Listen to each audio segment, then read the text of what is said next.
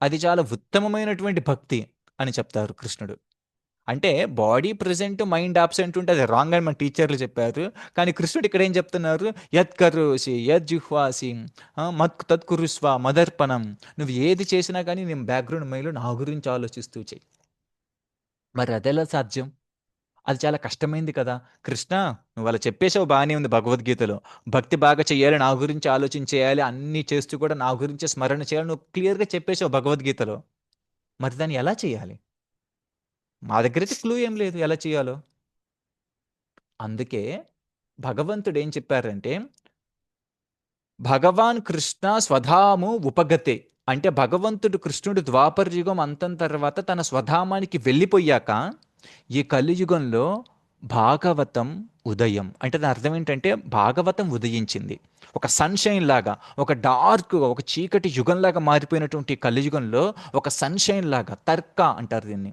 అంటే ఒక ఉదయిస్తున్నటువంటి సూర్యుడు కొంచెం అలా అలా అలా ఉదయించినప్పటికీ కూడా ఆ చిన్న చిన్న కిరణాలు చాలు ఆ చీకటి మొత్తాన్ని ఛేదించడానికి. కానీ భగవతం ఫుల్ షైనింగ్లో ఉంది.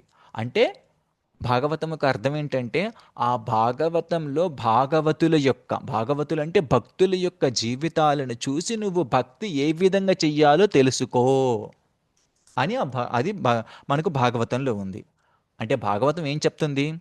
భక్తుడి గురించి, భగవంతుడి గురించి, ఆ భక్తుడికి భగవంతుడికి మధ్యలో ఉన్నటువంటి భక్తి గురించి. ఈ 3 విషయాలు భాగవతం చెప్తుంది. సో, కాబట్టి మనం అందరం తెలుసుకోవాల్సినటువంటి విషయం ఒకటుంది. ఏంటంటే,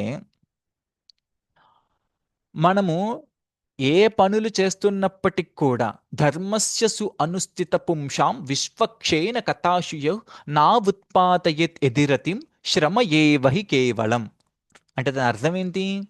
ధర్మస్య అనుస్థిత పుంషాం అంటే మన ధర్మాన్ని కాస్త నిర్వర్తించేటువంటి క్రమంలో ఎవరైనా తప్పటడుగులు అప్పుడు అటు ఇటు వెయ్యొచ్చు. కానీ ఆ ధర్మాన్ని నిర్వర్తిస్తున్నప్పుడు కొంచెం తప్పటడుగులు అటు ఇటు వేసినప్పటికి కూడా ధర్మస్య అనుస్థిత పుంషాం విశ్వక్షేణ కథాశియు. ఆ విశ్వమూర్తి అయినటువంటి కృష్ణుడి యందు కానీ మనకు అనురక్తి కానీ రాకపోతే అప్పుడు మనం ధర్మాన్ని ఖచ్చితంగా ఫాలో అయినా 100% మన ధర్మాన్ని నిర్వర్తించినప్పటికీ ఫలితం శ్రమ ఏవహి కేవలం. అది ఒక లెబోరియస్ వర్క్ లాగా మిగిలిపోతుందంట. ఫలితం శూన్యం. కాబట్టి మనము ఈ భాగవత చర్చలనేవి చేసుకుంటున్నప్పుడు దయచేసి ప్రతి ఒక్కరం ఎంత ఒక 30 నిమిషాలు, 40 నిమిషాలు మనకున్నటువంటి ఇంత టైంలో వారానికి 30 నిమిషాలు, 40 నిమిషాలు, ఒక గంట తీసి పెట్టడంలో మనకేముందండి? కానీ మనం భగవంతుడి గురించి ఆ కీర్తనం చేస్తున్నప్పుడు అంటే చెప్తున్నప్పుడు, ఆ శ్రవణం చేస్తున్నప్పుడు ఏం జరుగుద్ది? శలి ప్రవిష్టకర్ణరంధ్రేనా స్వానం భావ సరూరుహం శలిలస్య యథాశరత్. అంటే కృష్ణుడు భగవంతుడు మన కర్ణరంధ్రం ద్వారా లోపలికి ఎంటర్ అయ్యి మన హృదయంలో మన భావం అనేటువంటి ఒక చోట కూర్చొని ఎలాగైతే ఒక మురికిలో పైనుంచి ఒక శరత్ ఋతువులు అంటారు. శరత్ ఋతువులు మనకు అప్పుడప్పుడు శలిలస్య యథాశరత్ అంటే వర్షం పడినప్పుడు మురికి నీరంతా వెళ్ళిపోయి చాలా క్లీన్గా నీరుగా మారిపోతుంది. ఎక్కడ మురికి పదార్థం ఉన్నప్పుడు కూడా ఆ మురికి మొత్తం కొట్టుకొని పోయి చాలా క్లీన్‌గా మారుతుంది ఆ ప్లేస్ మొత్తం. అలాగే శలిలస్య యథా సరత్. ఒక సరస్సులో ఉన్నటువంటి మలినాలన్నీ పోయి ఎలాగైతే క్లీన్‌గా మారుతుందో, భగవంతుడి యొక్క కీర్తనలు మనం వింటున్నప్పుడు మన హృదయం కూడా మనకు తెలియకుండానే పవిత్రంగా మారిపోతుంది. జస్ట్ మనం సింపుల్‌గా ఇలా కూర్చొని అలా శ్రద్ధగా భగవంతుడి గురించి వింటే చాలు. అంతే మనం చేయాల్సిందేముందండి ఇంకా? మన జీవితానికి ఇంకెంతకన్నా గొప్ప కావాల్సిందేముంది? హ్మ్. ఇద్దరికీ బెనిఫిట్. చెప్తున్న వారికి ఇద్దరికి కాదు యాక్చువల్‌గా ముగ్గురికి బెనిఫిట్. చెప్తున్న వారికి, వింటున్న వారికి, ఆ తర్వాత ఎవరన్నా అక్కడ ఏం జరుగుతుంది అని ఎంక్వైరీ చేసిన వారికి కూడా. చూడండి, ఎంక్వైరీ చేసిన వారికి కూడా బెనిఫిట్ వస్తుందంట. అది భాగవతం యొక్క గొప్పతనం. యమధర్మరాజు స్వయంగా వచ్చి కూర్చొని వింటాడు. ఎక్కడైనా భాగవతం చర్చ జరుగుతూ ఉంటుంటే. కాబట్టి మీరందరికీ మరొకసారి స్వాగతం. మనము క్లాస్ స్టార్ట్ చేసుకోబోయే ముందుగా ఒక ప్రేయర్ రిసైట్ చేయండి నాతో పాటు అందరూ. ఓం నమో భగవతే వాసుదేవాయ. అందరూ అన్మ్యూట్ చేసి పలకండి. పలకండి పర్లేదు. ఓం నమో భగవతే వాసుదేవాయ. భగవతే వాసుదేవాయ. అందరూ అందరూ అన్మ్యూట్ చేసి పలకండి. ఓం నమో భగవతే వాసుదేవాయ. నమో ఓం నమో భగవతే వాసుదేవాయ. ఎస్, మనము ఈ ప్రేయర్ చేస్తున్నప్పుడు భగవంతుడి యొక్క ఇన్వొకేషన్ ప్రేయర్స్ అంటారు. అంటే మనము వాసుదేవుణ్ణి ఇన్వొకేట్ చేస్తున్నాం. ఆ విధంగా ఎందుకు చేయాలి అంటే, మీరు అబ్జర్వ్ చేయండి, ఈ ప్రేయర్‌ని ఎప్పుడైనా కానీ మనము ఏ మంత్రాన్నైనా గాని మనం ఒక నిర్దిష్టంగా మనం పఠిస్తున్నప్పుడు, నిర్దిష్టంగా చదువుతున్నప్పుడు మనకు తెలియకుండానే మన బాడీలో ఒక రకమైన మార్పులనేవి మనం గమనించొచ్చు. మైండ్ కొంచెం కూల్ డౌన్ అవ్వడం, అది ఎక్స్‌టర్నల్ బాడీ పరంగా కూడా మనం అబ్జర్వ్ చేయొచ్చు. నిజానికి చాలామంది ఈ మధ్య సైంటిస్టులు గాని, శాస్త్రవేత్తలు గాని, కొంతమంది పీహెచ్‌డీ థీసిస్ స్కాలర్స్ గూడా ఈ మంత్రాల మీద తెగ రీసెర్చ్ చేసేస్తున్నారనమాట. హరికృష్ణ మంత్రమైనా గాని, భాగవతం వీటన్నిటి మీద కూడా. ఎందుకంటే అదేదో వాళ్ళేదో రీసెర్చ్ చేసి తెలుసుకోవాలని కాదు. వాళ్ళందరికీ శ్రద్ధ ఉన్నది. అదంతా ఎందుకు చేస్తున్నారంటే వాళ్ళు, అలా చేయడం వల్ల ఇన్ని బెనిఫిట్లున్నాయిరా బాబు అని పక్క వాళ్ళకి చెప్పడానికి. వాళ్ళని కూడా కొంచెము ఇన్‌స్పైర్ చేయడానికి. అందుకోసం వాళ్ళు అవన్నీ చేస్తున్నారు. లేదంటే అవన్నీ చేయాల్సిన అవసరం లేదండి. ఎవరికి వాళ్ళు ఇప్పుడు నేను ఫుడ్ తీసుకుంటే నా కడుపు నిండింది అని అందరికి మనం ప్రూవ్ చేయాల్సిన అవసరం ఉందా? మనకు తెలిసిపోద్ది మనం పాటించినప్పుడు. కాబట్టి వేరే వాళ్ళని ఇన్‌స్పైర్ చేయడానికి అవన్నీ జరుగుతున్నాయి. సో, మనం అబ్జర్వ్ చేయాల్సిందేంటంటే, మన జీవితంలో మనం ఎన్ని పనులున్నప్పటికి కూడా ప్రతిరోజు కొంత సమయాన్ని భగవంతుని గురించి వినడానికి తీసిపెట్టుకోవాలి. ఒకవేళ ప్రతిరోజు కుదరకపోతే అట్‌లీస్ట్ వారానికొకసారైనా గానీ మనము ఇలాగా తీసిపెట్టుకోవాలండి. హ్మ్. మనము భక్తుల యొక్క చరిత్రను మీరు చూసినట్లయితే, భక్తులనేవాళ్ళు ఎలా ఉంటారో భాగవతంలో అడుగడుగున చెప్పబడింది. అడుగడుగున. హ్మ్. స్వయంగా వైష్ణవానాం యథాశంభో అంటారు. అంటే వైష్ణవులలో అందరిలో కూడా ఉత్తముడు ఎవరైనా ఉన్నాడంటే ఆయన శివుడు. హ్మ్. ఆ స్వయంగా శివుడే ఒక భక్తుడి గురించి ఇలా అంటారు. నారాయణ పరా సర్వే నాకుటశ్చన బిభ్యతి స్వర్గాపవర్గ నరకేషు అపితుల్యార్థదర్శినాం.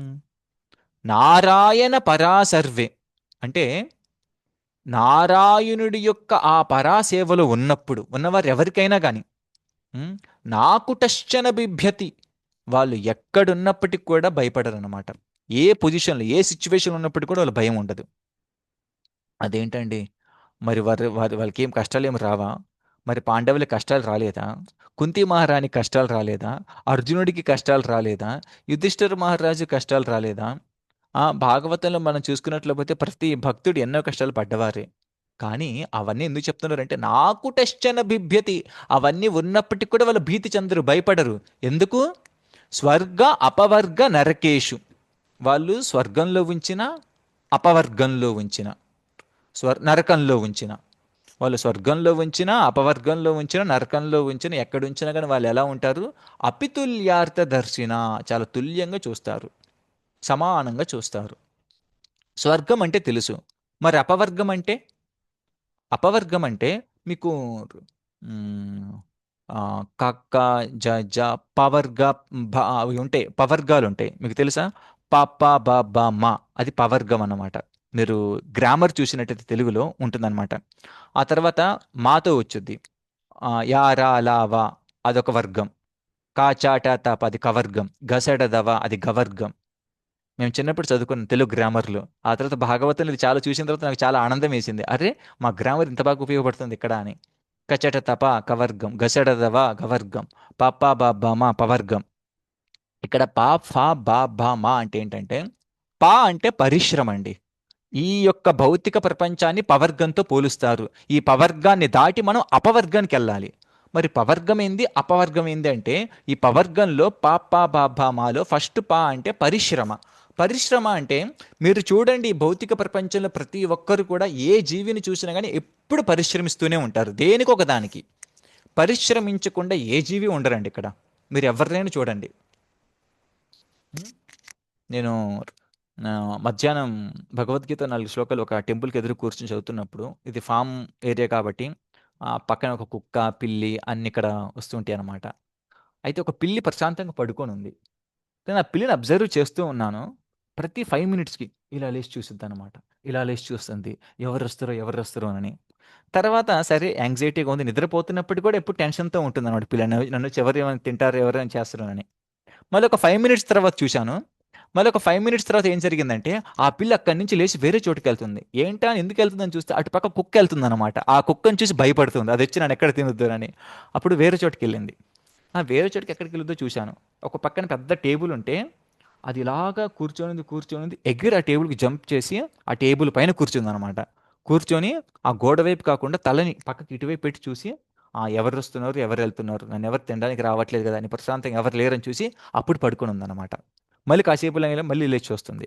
అంటే దీని అర్థం ఏంటంటే, ప్రతి జీవి కాన్‌స్టాంట్ యాంక్సైటీతో ఉంటుంది. ప్రశాంతంగా నిద్రించలేరు, ప్రశాంతంగా తినలేరు, ప్రశాంతంగా పని కూడా చేసుకోలేరు. ఏ జీవులైనా కానీ మీరు చూడండి. ఒక్క మనిషి మాత్రమే తను ప్రశాంతంగా తిని, ప్రశాంతంగా ఉండి, ప్రశాంతంగా ఉండగలుగుతాడు. కానీ ఇప్పుడు మనకు ఓవర్ టెక్నాలజీ వచ్చేసింది. ఓవర్ టెక్నాలజీ వచ్చి రావడం వల్ల ఏం జరిగింది? నైట్ ఔట్‌లు చేస్తున్నాం. నైట్ అంతా ఇండస్ట్రీలొచ్చాయి ఇప్పుడు. ఆ లైట్ ఫ్లడ్ లైట్స్ పైనుంచి వేస్తుంటే ఎలా ఉంటుందంటే, ఆ రాత్రి కూడా డే టైమ్ లాగే కనిపిస్తుంది. అంత పరిశ్రమ చేస్తున్నారండి. సాయంత్రం అయిన తర్వాత, సూర్యాస్తమయం తర్వాత ప్రశాంతంగా ఆ రోజంతా విశ్రామం తీసుకున్న బాడీ కొంచెం రెస్ట్ ఇద్దాం అనుకుంటే, చాలామంది అప్పుడు నిద్ర లేచినట్టుగా వస్తారనమాట. హ్మ్. నేనొకసారి బెంగుళూరు నుంచి ముంబైకి ఫ్లైట్‌లో వెళ్తున్నప్పుడు, ఒక చిన్న పని వల్ల నేను జాబ్ చేసేటప్పుడు, హ్మ్. నేను ఏరోప్లేన్ ఫ్లైట్‌కొస్తున్నప్పుడు నాకు 9 తర్వాత తీవ్రమైన నిద్రొస్తుంది. ఆ అలవాటు ప్రకారం. 9 తర్వాత పడుకునే అలవాటు ప్రకారం. కానీ నేనప్పుడు చూశాను కొంతమంది ఎయిర్ హోస్టెస్ ఫ్రెష్‌గా రెడీ అయ్యి వస్తారనమాట. ఎంత ఫ్రెష్‌గా అంటే అప్పుడే తెల్లారిందేమో అన్నట్టుగాని షాకయ్యాను. ఒక పక్క నా బాడీ అంతా నీరసంగా, ఒక పక్క ఇలా ఉంటే వాళ్ళసలు ఎంత అప్పుడు నాకనిపించింది. ఆ ఎయిర్‌పోర్ట్ మొత్తం ఫుల్ లైట్స్ తోటి గ్లామరస్‌గా చాలా నీట్‌గా అసలు ఎంత బాగా తయారు చేసి అసలు చీకటనేదే లేదు అన్నట్టు తయారు చేశారండి. హ్మ్. వాళ్ళొక పక్కేమో చాలామంది ఉత్సాహంగా పనులు చేస్తూ రాత్రంతా ఉంటూ దీన్నేమంటారంటే, మన జీవన సైకిల్‌ని మార్చుకోవడం అంటారండి. అంటే వాళ్ళందరూ రాత్రంతా పని జేస్తారు. పగటిపూట ఫుల్లుగా పడుకుంటారు. మన బాడీ అందుకు కాదండుంది. రాత్రిపూట ఉదయం పూట సూర్యుడున్నప్పుడు కష్టపడి బాగా పనిచేసి బాడీ అలిసిపోయేంత వరకు ఉన్నప్పుడు మన బాడీ చాలా ఆరోగ్యంగా మారుతుంది. రాత్రిపూట చల్లని చంద్రుడి యొక్క వెన్నెలలో మనం హ్యాపీగా పడుకున్నప్పుడు ఒక రకమైన రిజువినేషన్ ఒస్తుంది. ఇదొక సైకిల్ అన్నమాట. ఇప్పుడు పరిశ్రమలు ఎలా తయారయ్యాయంటే ఎంత బాగా పరిశ్రమ ఒస్తుందంటే, ఒక జంతువు కూడా మనిషిలా కష్టపడదండి. మళ్ళీ రోబోట్‌లొచ్చాయి. ఆ! మళ్ళీ గొప్ప గొప్ప చాట్ జీపీటీలు, ఏఐలు ఇంత పెద్ద టెక్నాలజీలొచ్చాయి. అయినా గాని మనము బీభత్సంగా పరిశ్రమించకుండా ఉండలేం. చాలామందంటారు మరి పరిశ్రమించకపోతే ఎలాగండి అని. పరిశ్రమించకపోతే ఎలాగంటే ఇదివరకంతా ఎలా బతికారండి. ఇప్పుడు దాన్నొక వ్యసనంగా మార్చుకున్నాం మనం. పరిశ్రమించకపోతే ఏదో పోగొట్టుకున్నట్లాగా. హ్మ్. ఎందుకు పరిశ్రమ పెడుతున్నారంటే చాలామంది, వాళ్ళ జీవితంలో ఆధ్యాత్మికతని, వాళ్ళ జీవితంలో భగవంతుడిని తీసిన పక్కనుంచారు. కాబట్టి వారెప్పటికి ఎన్ని పనులు చేసినా ఆనందం అనేది రాదు. వాళ్ళనుకుంటారు ఇంకా ఎక్కువ చేస్తే ఆనందం వచ్చుద్దేమో, ఇంకా ఎక్కువ చేస్తే ఆనందం వచ్చుద్దేమో అనని. ఆ ఆనందానికి ఒక రాంగ్ డెఫినిషనే రాసేసుకున్నారు వాళ్ళు. ఆనందం అనేది ఎన్నో ఎక్కువ పనులు చేస్తే రాదండి. భగవంతుడిని కేంద్రీకృతంగా ఉంచి అలాంటి జీవన శైలిలో బతికితే వస్తుంది. ఆ! ఆ విధంగా పరిశ్రమ చేస్తారండి. అది పా అంటే. నెక్స్ట్ ఫా, ఫా అంటే ఫేనా అంటారండి. అంటే ఫోమ్. ఒక ఒక జంతువుకు నురగొచ్చుద్ది చూడండి. ఫోమ్ సొంగొస్తుంటది నోటి నుంచి. పని చేసి ఒక జంతువు కన్నా హీనంగా అలా సొంగ పడే విధంగా. అలాగొక ఒక నురగొచ్చే విధంగా పనులు చేస్తారండి బయట. హ్మ్. ఆహ్, నేను ఇక్కడ మనం 5 స్టార్ హోటల్ మీరు చూసినట్లయితే కిచెన్స్ ఉంటాయండి. కిచెన్స్ అంటే పెద్ద పెద్ద కిచెన్‌లుంటాయి. మీరు ఆ కిచెన్‌లో ఎప్పుడైనా అబ్జర్వ్ చేసినట్లయితే అక్కడ ఎలా ఉంటుందంటే ఎప్పుడు ఎనీ టైమ్ ఆడెప్పుడు బర్నింగ్ కుకింగ్‌లోనే ఉంటుంది. మీరు నైట్ పూట ఎళ్ళినా గాని రెడీమేడ్‌గా అప్పటికప్పుడు ఫ్రెష్‌గా తీసుకొని రావడానికి అంటే దాని అర్థం అక్కడున్న వాళ్ళు మీరు అబ్జర్వ్ చేసినట్లయితే దే విల్ గెట్ ఫోమ్. ఒకసారి నేను ఒక హోటల్‌లో చూశాను. లాస్ట్‌లో వెళ్ళి అంటే మీరెవరైనా ఆర్డర్ ఇచ్చేటప్పుడు, ఆ ఆర్డర్ సప్లై చేసే వండేవారిని చూడండి ఎంత చికాకుగా ఉంటారంటే, ఎందుకంటే వాళ్ళ బాడీ మొత్తం ఆహ్, చాలా దాన్నేమంటారు స్లగ్గిష్ అయిపోయి ఉంటుంది. అంటే పూర్తిగా ఫోమ్ వచ్చేసి ఉంటుంది. ఇప్పుడు తను అంత చిరాగ్గా, అంత కోప్పడుతూ ఎప్పుడైనా దాన్ని బాగా అలా వండేసి, అలా చేసేసి, ఎలా పడితే అలా చేసి, ఏది పడితే అది ఏసేసి, తను మంచి మెటీరియల్ ఏమి ఎయడు. ఎలా పడితే అలా చేసిన తర్వాత అది హాట్‌గా ఫ్రెష్‌గా మనకు తీసుకొచ్చిస్తాడు. అది తింటుంటే ఒకసారి అబ్జర్వ్ చేయండి. మన శాస్త్రాలు ఏం చెప్తారంటే, ఏదైనా పదార్థాన్ని వండినప్పుడు, ఆ వండిన వారి యొక్క కాన్షియస్‌నెస్ వాళ్ళ చేతనం ఏదైతే ఉందో, ఆ తిండి రూపంలో అది మనకెళ్ళుద్దండి. మనం కూడా అలాగే మారిపోతాం. వాడికెంత చికాకులున్నాయో, అందులో 50% చికాకులు మనకు గూడా వచ్చేస్తాయి. అలాంటి ఫుడ్ తిన్నప్పుడు. హ్మ్. దానికి తోడు బాడీ పరంగా మనం చెప్పనవసరం లేదు. వాడు ఏ ఏ పదార్థాలు కలిపాడు, ఏ రంగులు కలిపాడు, ఏ ఆయిల్ కలిపాడు, ఏం కలిపాడు అవన్నీ మనకు తెలీదు. ఇవన్నీ వచ్చేస్తాయి. కానీ మనమేం చేసాం, పరిశ్రమలు చేసేస్తూ మనకు వండుకోవడానికి కూడా టైం లేకుండా చేసి, ఇదే టెక్నాలజీ, ఇదే అనుకుంటూ మనం దాన్ని తినడం మొదలుపెట్టేస్తాం. ఏం జరుగుద్ది ఫలితంగా? ఇప్పుడు చూడండి. హ ఇదివరకు క్యాన్సర్‌లు ఎక్కడో అప్పుడప్పుడు వినేవాళ్ళం. ఇప్పుడు బీభత్సమైన క్యాన్సర్‌లు. ఇంకో ముఖ్యమైన విషయం రీసెంట్‌గా నేను చూస్తున్నాను. చాలామంది బటన్ స్విచ్ ఆఫ్ అయితే ఎలా పడిపోతారో అలా పడిపోతున్నారనమాట హార్ట్ అటాకులతోటి. అదేదో ఫోన్ స్విచ్ ఆఫ్ అయిపోతే అలా పడిపోతారు. సడెన్‌గా పడిపోతున్నారు. చిన్న చిన్న ఈ వయసులో ఉన్నవాళ్ళు కూడా. ఇవన్నీ ఫుడ్. బయట జంక్ ఫుడ్, ఆయిల్స్, రా ఆయిల్స్, ఘీ గూడా. నెయ్యి. బయట నెయ్యి మీరెప్పుడన్నా నెయ్యి తినాలని చెప్పి బయట ఎప్పుడైనా కొనుక్కున్నారంటే, మీరు మీ జీవితంలో ఒక రోగాన్ని మీరు తెచ్చి మీ ఇంట్లో పెట్టుకున్నట్టే. మీ బాడీలో పెట్టుకున్నట్టే బయట నెయ్యి తింటే. అంత డేంజరస్ తయారైంది బయట నెయ్యి. హ్మ్. మీరు నెయ్యి చేసే విధానం మీకు తెలుసో తెలీదో ఇక్కడ మేము చేస్తున్నాం. మీకు నెయ్యి చేసే విధానము, పాలుంటాయి గదా! వైదికంగా ఎలా చేస్తారంటే, అంటే నేను చిన్నప్పుడు మా అమ్మ ఉన్నప్పుడు మా విలేజ్‌లో కూడా నేనే మజ్జిగ చిలికేవాడిని. అంటే పాలుంటాయి. అమ్మ ఏం చేసేదంటే దాన్ని వేడి చేసి దాంట్లో కొంచెం మజ్జిగేసేది రాత్రిపూట. అంటే అంతకు ముందు రోజు ఉన్నటువంటి పెరుగు తీసుకెళ్ళి ఆ మజ్జిగేసేది. అది తెల్లారి పేరుకునేది. పేరుకున్న తర్వాత రోజు నాకో సేవన్నమాట. ఆ మజ్జిగను బాగా చిలకడం. అది నాకు బాగా ఇష్టం. ఎందుకంటే అది చిలుకుతున్నప్పుడు వెన్నొచ్చుద్దనమాట. ఆ వెన్నని చూడటానికి నాకు బాగా ఇష్టం. ఆ వెన్నొచ్చిన తర్వాత బాగా చిలికిన తర్వాత ఆ వెన్నని తీసి ఒక చోట పెడతారనమాట. అలాగా వెన్న ఇంత పెద్దదయిన తర్వాత, ఇంత పెద్ద కుండ అయిన తర్వాత, దాన్ని కరిగించిన తర్వాత ఒక 250 గ్రాములు, 300 గ్రాములు వచ్చిద్ది. ఆ నెయ్యి చాలా చాలా టేస్ట్. చాలా చాలా బాగుంటది. అది రక్తంలో మనకు కొవ్వుని కూడా ఇవ్వదు. ఇంకా రక్తాన్ని శుద్ధి చేసిద్ది కూడా అలాంటి నెయ్యి. కానీ ఇప్పుడు మిషన్‌లొచ్చాయండోయ్! ఏంటో తెలుసా? మీరు పాలను డైరెక్ట్‌గా చర్న్ చేస్తుంటే ఒక క్రీమ్ వచ్చుద్దనమాట. ఆ క్రీముని బర్న్ చేస్తే ఘీ వచ్చుద్ది. పాలు మిగులుతాయి. నెయ్యి కూడా వచ్చుద్ది. కానీ ఈ నెయ్యి చాలా చాలా డేంజరస్ ఈ క్రీమ్. డైరెక్ట్‌గా పాల నుంచి వచ్చింది. పాలని పెరుగులాగా, పెరుగుని మజ్జిగలాగా, మజ్జిగని వెన్నలాగా, వెన్నని నెయ్యిలాగా కరిగించకుండా డైరెక్ట్‌గా పాల నుంచి తీసినటువంటి క్రీమ్ ఉంటుంది. దాన్ని క్రీమ్ ఘీ అంటారు. క్రీమ్ ఆయిల్ అని. ఆ ఘీ గాని తీసుకుంటే అది నేను రీసెంట్‌గా టెస్ట్ చేశాను ఒక డివోటీ ఇచ్చినప్పుడు. ఆ ఘీని ఇలా ఇలా రాసుకొని వైదికంగా తయారు చేసినటువంటి ఘీని ఇలా రాసుకొని ఆ 2 ఘీని చూస్తే ఇదసలకి వైదికంగా తయారు చేసిన ఘీ చేతికి రాసినా గాని అంటదనమాట. అంత జిడ్డుగా ఏమి ఉండదు. కానీ ఇటుపక్క రాసిన ఆ క్రీమ్‌తో చేసిన ఘీ అనేది ఎంత జిడ్డుగా ఉంటదంటే సబ్బేసి కడిగినా గాని పోదు. బయటే ఇంత జిడ్డుగా ఉంటే ఇంకొకసారి లోపలికి పోయిన తర్వాత ఆయన అంటున్నారు, "ఇది బయట తెలియక తింటారు గానీ అది మన యొక్క హార్ట్ యొక్క నెర్వ్స్‌ని బ్లాక్ చేసేసిద్ది పూర్తిగా." హ్మ్. అంటే ఇదంతా ఎందుకు చెప్తున్నానంటే, ఆ విధంగా మనం పరిశ్రమించి ఫోమ్ తెచ్చుకునే విధంగా కష్టపడ్డప్పటికి కూడా, మనం చేసేటువంటి పనులు ఇవేనండి. అంటే ఏది పడితే అది తింటాం. ఎవరు వండిందో తింటాం. వాళ్ళ కాన్షియస్‌నెస్ వచ్చిద్ది. ఆరోగ్యాన్ని పోగొట్టుకుంటాం. ఇదే మన రిజల్ట్స్. ఇక్కడ మీరు ఎక్కడైనా ఇస్కాన్ టెంపుల్‌లోకెళ్ళి ఏ టెంపుల్‌కెళ్ళి చూసినా గానీ, అక్కడ ప్రసాదం ఎలా వండుతారో తెలుసా? భగవంతుడి భోగం. ఆ వండేటువంటి వ్యక్తి 16 మాలలు జపం చేస్తారు. నీట్‌గా ఉంటాయి ఆ కిచెన్ కూడా. ఐటెమ్‌లు అన్నీ సరిగా వండుతారు. వండిన తర్వాత 16 మాలలు జపం చేసిన తర్వాత భగవంతుడికి అర్పించేటప్పుడు మంత్రం చదువుతారు. ఆ తర్వాత భగవంతుడి దగ్గర తీసిన తర్వాత దానిని అన్ని యొక్క పదార్థాలలో కలిపి దాన్ని ప్రసాదంగా మార్చి ఇస్తారన్నమాట. అప్పుడు తినేటప్పుడు కూడా డైరెక్ట్ తినరండి. మన కాన్షియస్‌నెస్ రెడీ చేసుకుంటారు ఆహారం లోపలికెళ్ళే ముందు. హ్మ్. శ్రీ శ్రీ రాధాకృష్ణ గుణగావో ప్రేమ ఢాకో శ్రీ చైతన్య నితాయ్. అంటే నేను తింటున్నాను దేహాన్ని పోషించుకోవడానికి కొంచెం. ఎందుకు ఈ దేహం సరిగా ఉంటే శ్రీ శ్రీ రాధాకృష్ణ గుణగావు. రాధాకృష్ణుని గుణించడానికి, వాళ్ళని భజించడానికి, వాళ్ళ గురించి ఇంకా 10 మందికి చెప్పడానికి నాకు శక్తి కావాలి కదా! దానికోసం తీసుకుంటున్నాను. అని దానికి కూడా వాళ్ళు భక్తి చేసేస్తారనమాట తీసుకోవడానికి కూడా. వాళ్ళ కాన్షియస్‌నెస్ ఎంత ప్రిపేర్ చేసుకుంటారో చూడండి. ఆ విధంగా మనం ఫుడ్ తీసుకుంటున్నప్పుడు, ఆ విధంగా మనం బతుకుతున్నప్పుడు, మనం ఖచ్చితంగా చూడొచ్చు మన ఆలోచనల్లో మనకు తెలియకుండానే మార్పు స్టార్ట్ అవుద్ది. ఇది treatment for the mind and the body and soul. ఈ మూడిటికి direct treatment. Gun shot treatment. ఈ ట్రీట్మెంట్ అనేది. కాబట్టి మనమందరం గుర్తించాల్సిందేందంటే, ప్రతి ఒక్కరం కూడా ఏదో ఎక్కువ కూడపెట్టేసుకొని, ఎక్కువగా పరిశ్రమలు చేసేసి, ఎక్కువగా ఉంచుకుంటే నా దేహం బాగుంటుంది, నా మైండ్ బాగుంటుంది అనుకుంటారు కానీ, అలా ఎక్కువగా చేయడం వల్ల మనొక రాంగ్ కాలిక్యులేషన్‌లో ఉండిపోయాం. ఏంటంటే హ్యాపీనెస్. ఆ హ్యాపీనెస్ అనేది ఒక రాంగ్ క్యాలిక్యులేషన్ ఇచ్చేసాం మనం. ఒక రాంగ్ డెఫినేషన్ ఇచ్చేసాం దానికి. అలా చేయకూడదండి. సో, కాబట్టి మనం గుర్తించాల్సింది ప్రతి ఒక్కరు పరిశ్రమలో ఉన్నారు. ప్రతి ఒక్కరికి ఫోమ్ వచ్చేలా కష్టపడుతున్నారు. నెక్స్ట్ అంటే బంధనం. బంధనం అంటే బాండేజ్. పా, ఫా, బా. బంధనం. ఆ బంధనం దేనికి ఆ బంధనం? నువ్వెవరికైనా చెప్పండి, ఎందుకయ్యా అంత కష్టపడుతున్నావు ఆఫీసులో? ఎందుకయ్యా 12 గంటలు, 16 గంటలు కష్టపడుతున్నావు? బయటకొచ్చి కాసేపు నువ్వు 8 గంటలు పని చేయి, కాస్త హరినామ సంకీర్తనలు చేయి, బయటకొచ్చి ఒక 2, 3 గంటలు ఇలా కష్టపడు, 2, 3 గంటలు భగవంతుడికి అంటే భగవంతుడి గురించి ఇప్పుడు కాదండి.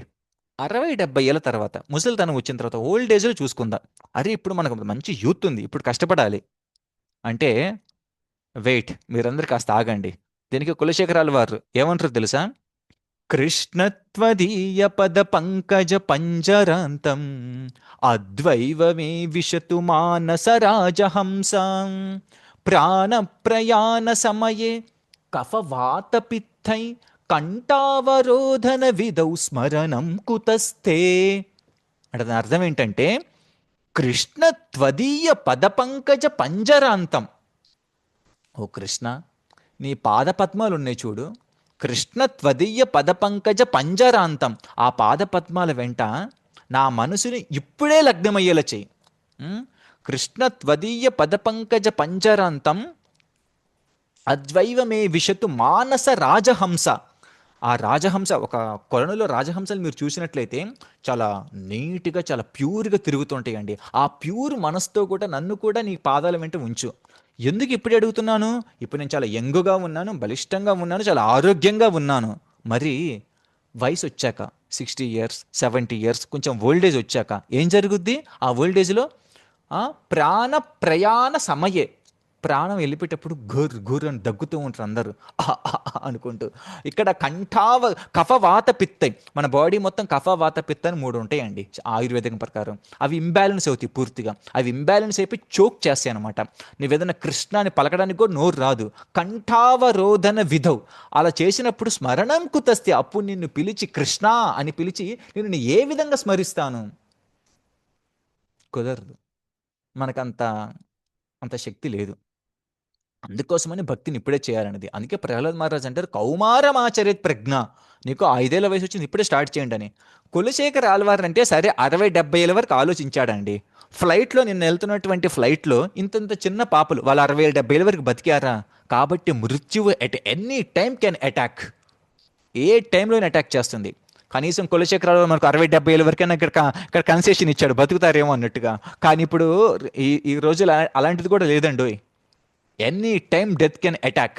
మీరు అబ్జర్వ్ చెయ్యండి. ఒకసారి ఒక ప్లేన్లో వెళ్తున్నప్పుడు, ఒక రీసెంట్గా, అది ఒక ఫ్యూ ఇయర్స్ బ్యాకే జరిగింది. ఒక మాంక్, ఇస్కాన్ మాంక్, ఒక సాఫ్రన్ ఉన్నటువంటి మాంక్, కాషాయం తీసుకున్నటువంటి మాంక్ ప్లేన్లో ఇలా వెళ్తుంటుంటే ఆ, ఆ, ఆయన వేరే ఏంటో కన్వర్జేషన్ జరుగుతుంది. ఆయన అసలు దేవుని నమ్మడనమాట.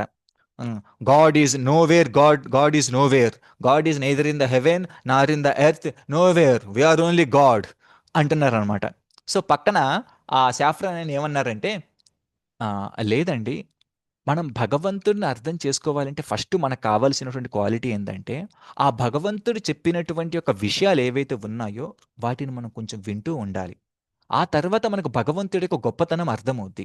భగవంతుడి యొక్క గొప్పతనం అర్థం చేసుకున్న తర్వాత అప్పుడు భగవంతుడు అంటే ఏంటో మనకు సాక్షాత్కరించబడుద్ది డైరెక్ట్గా" అని చెప్తే, మీరంతా సెంటిమెంట్ ఫూల్స్, నాకు ఆ ఫెయితే లేదు అంటే, లేదండి, ప్రతి ఒక్కరికి ఫెయిత్ ఉంటుంది.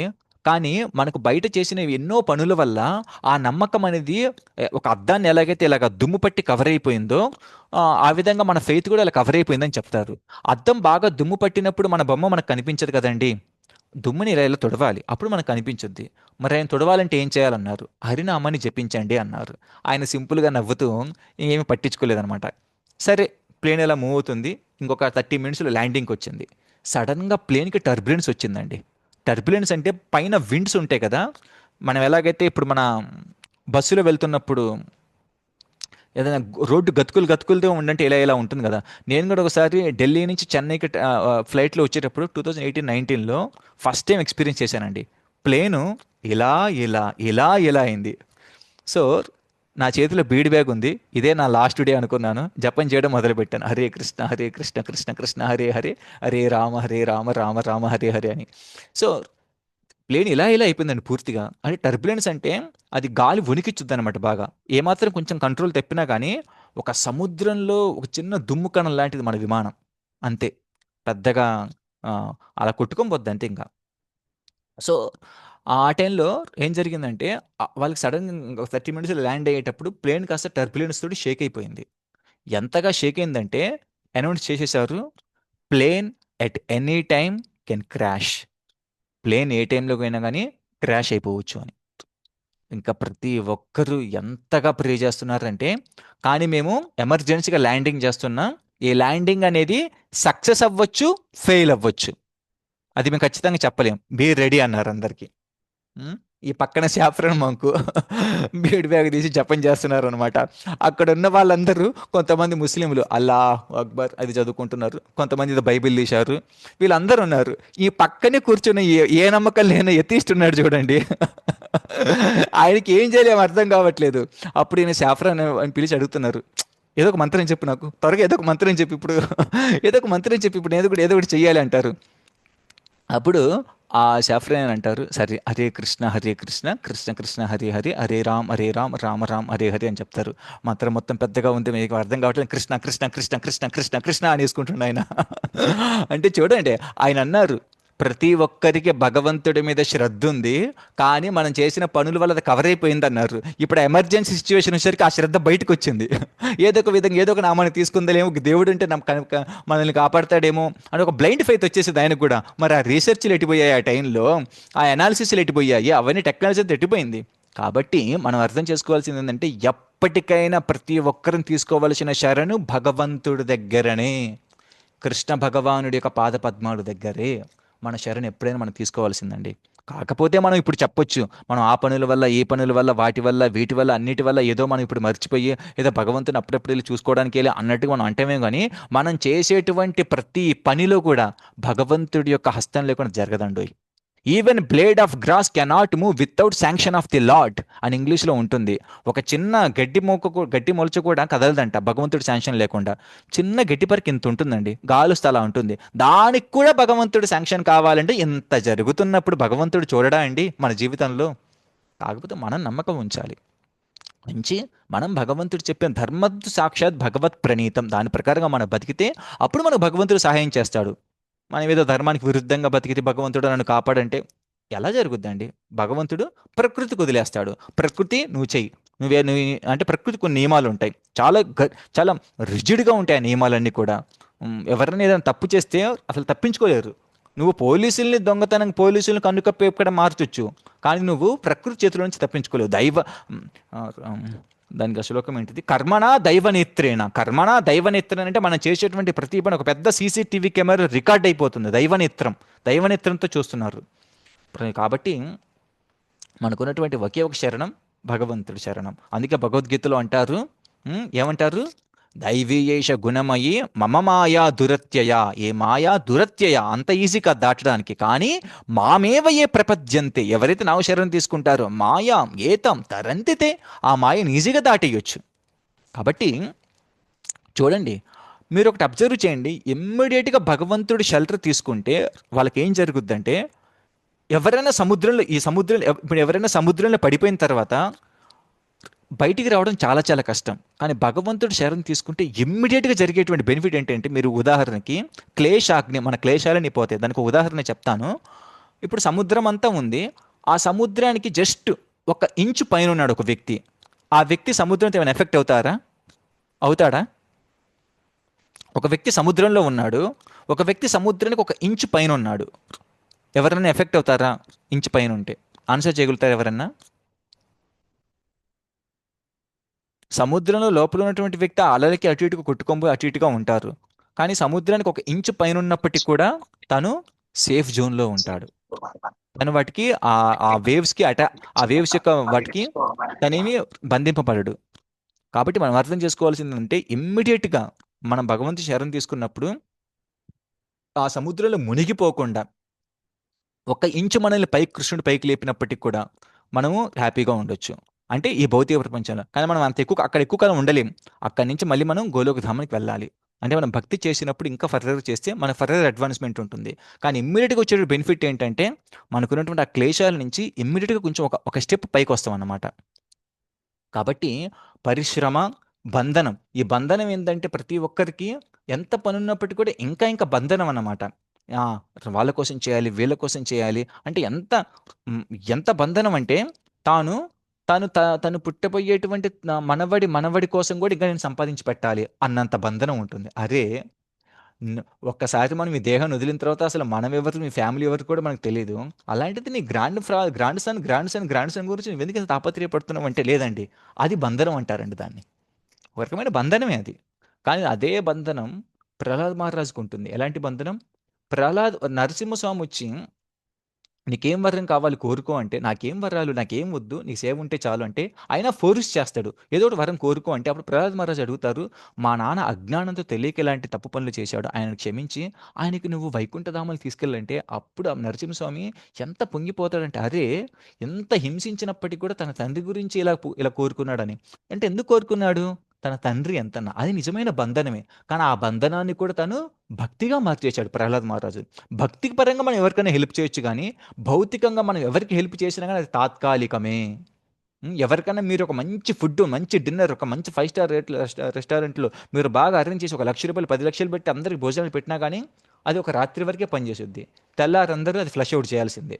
కానీ మీరు భక్తినివ్వగలిగితే అది జన్మ జన్మలకి మిగిలిపోతుంది. భగవన్ నామాన్ని గాని ఎవరికన్నా ఇస్తే. అది ఇవ్వకపోవడమే కాదు, అది ఆ జన్మ జన్మ ఉండిపోవడమే కాదు, ప్రతి జన్మలో వాళ్ళకి ఉపయోగపడుతుందనమాట. వాళ్ళు ఏ పనులు చేసినా గానీ భగవంతుడి కృప వాళ్ళ మీద ఉంటుంది. అది భక్తి యొక్క గొప్పతనం. అలాంటి బంధనం ఉండాలి. ప, ఫ, బ, భ పవర్గంలో. భ అంటే భయమండోయ్. భయమంటే ఇంత సంపాదించాను. ఆ! వీటిని అనుభవించకుండా నేను చచ్చిపోతున్నాను. ఇంత సంపాదించాను. నాకు తెలియకుండానే భూకంపం వచ్చి మొత్తం కొట్టుకొని పోయింది. అర్థమైందా? ఇవన్నీ భయం.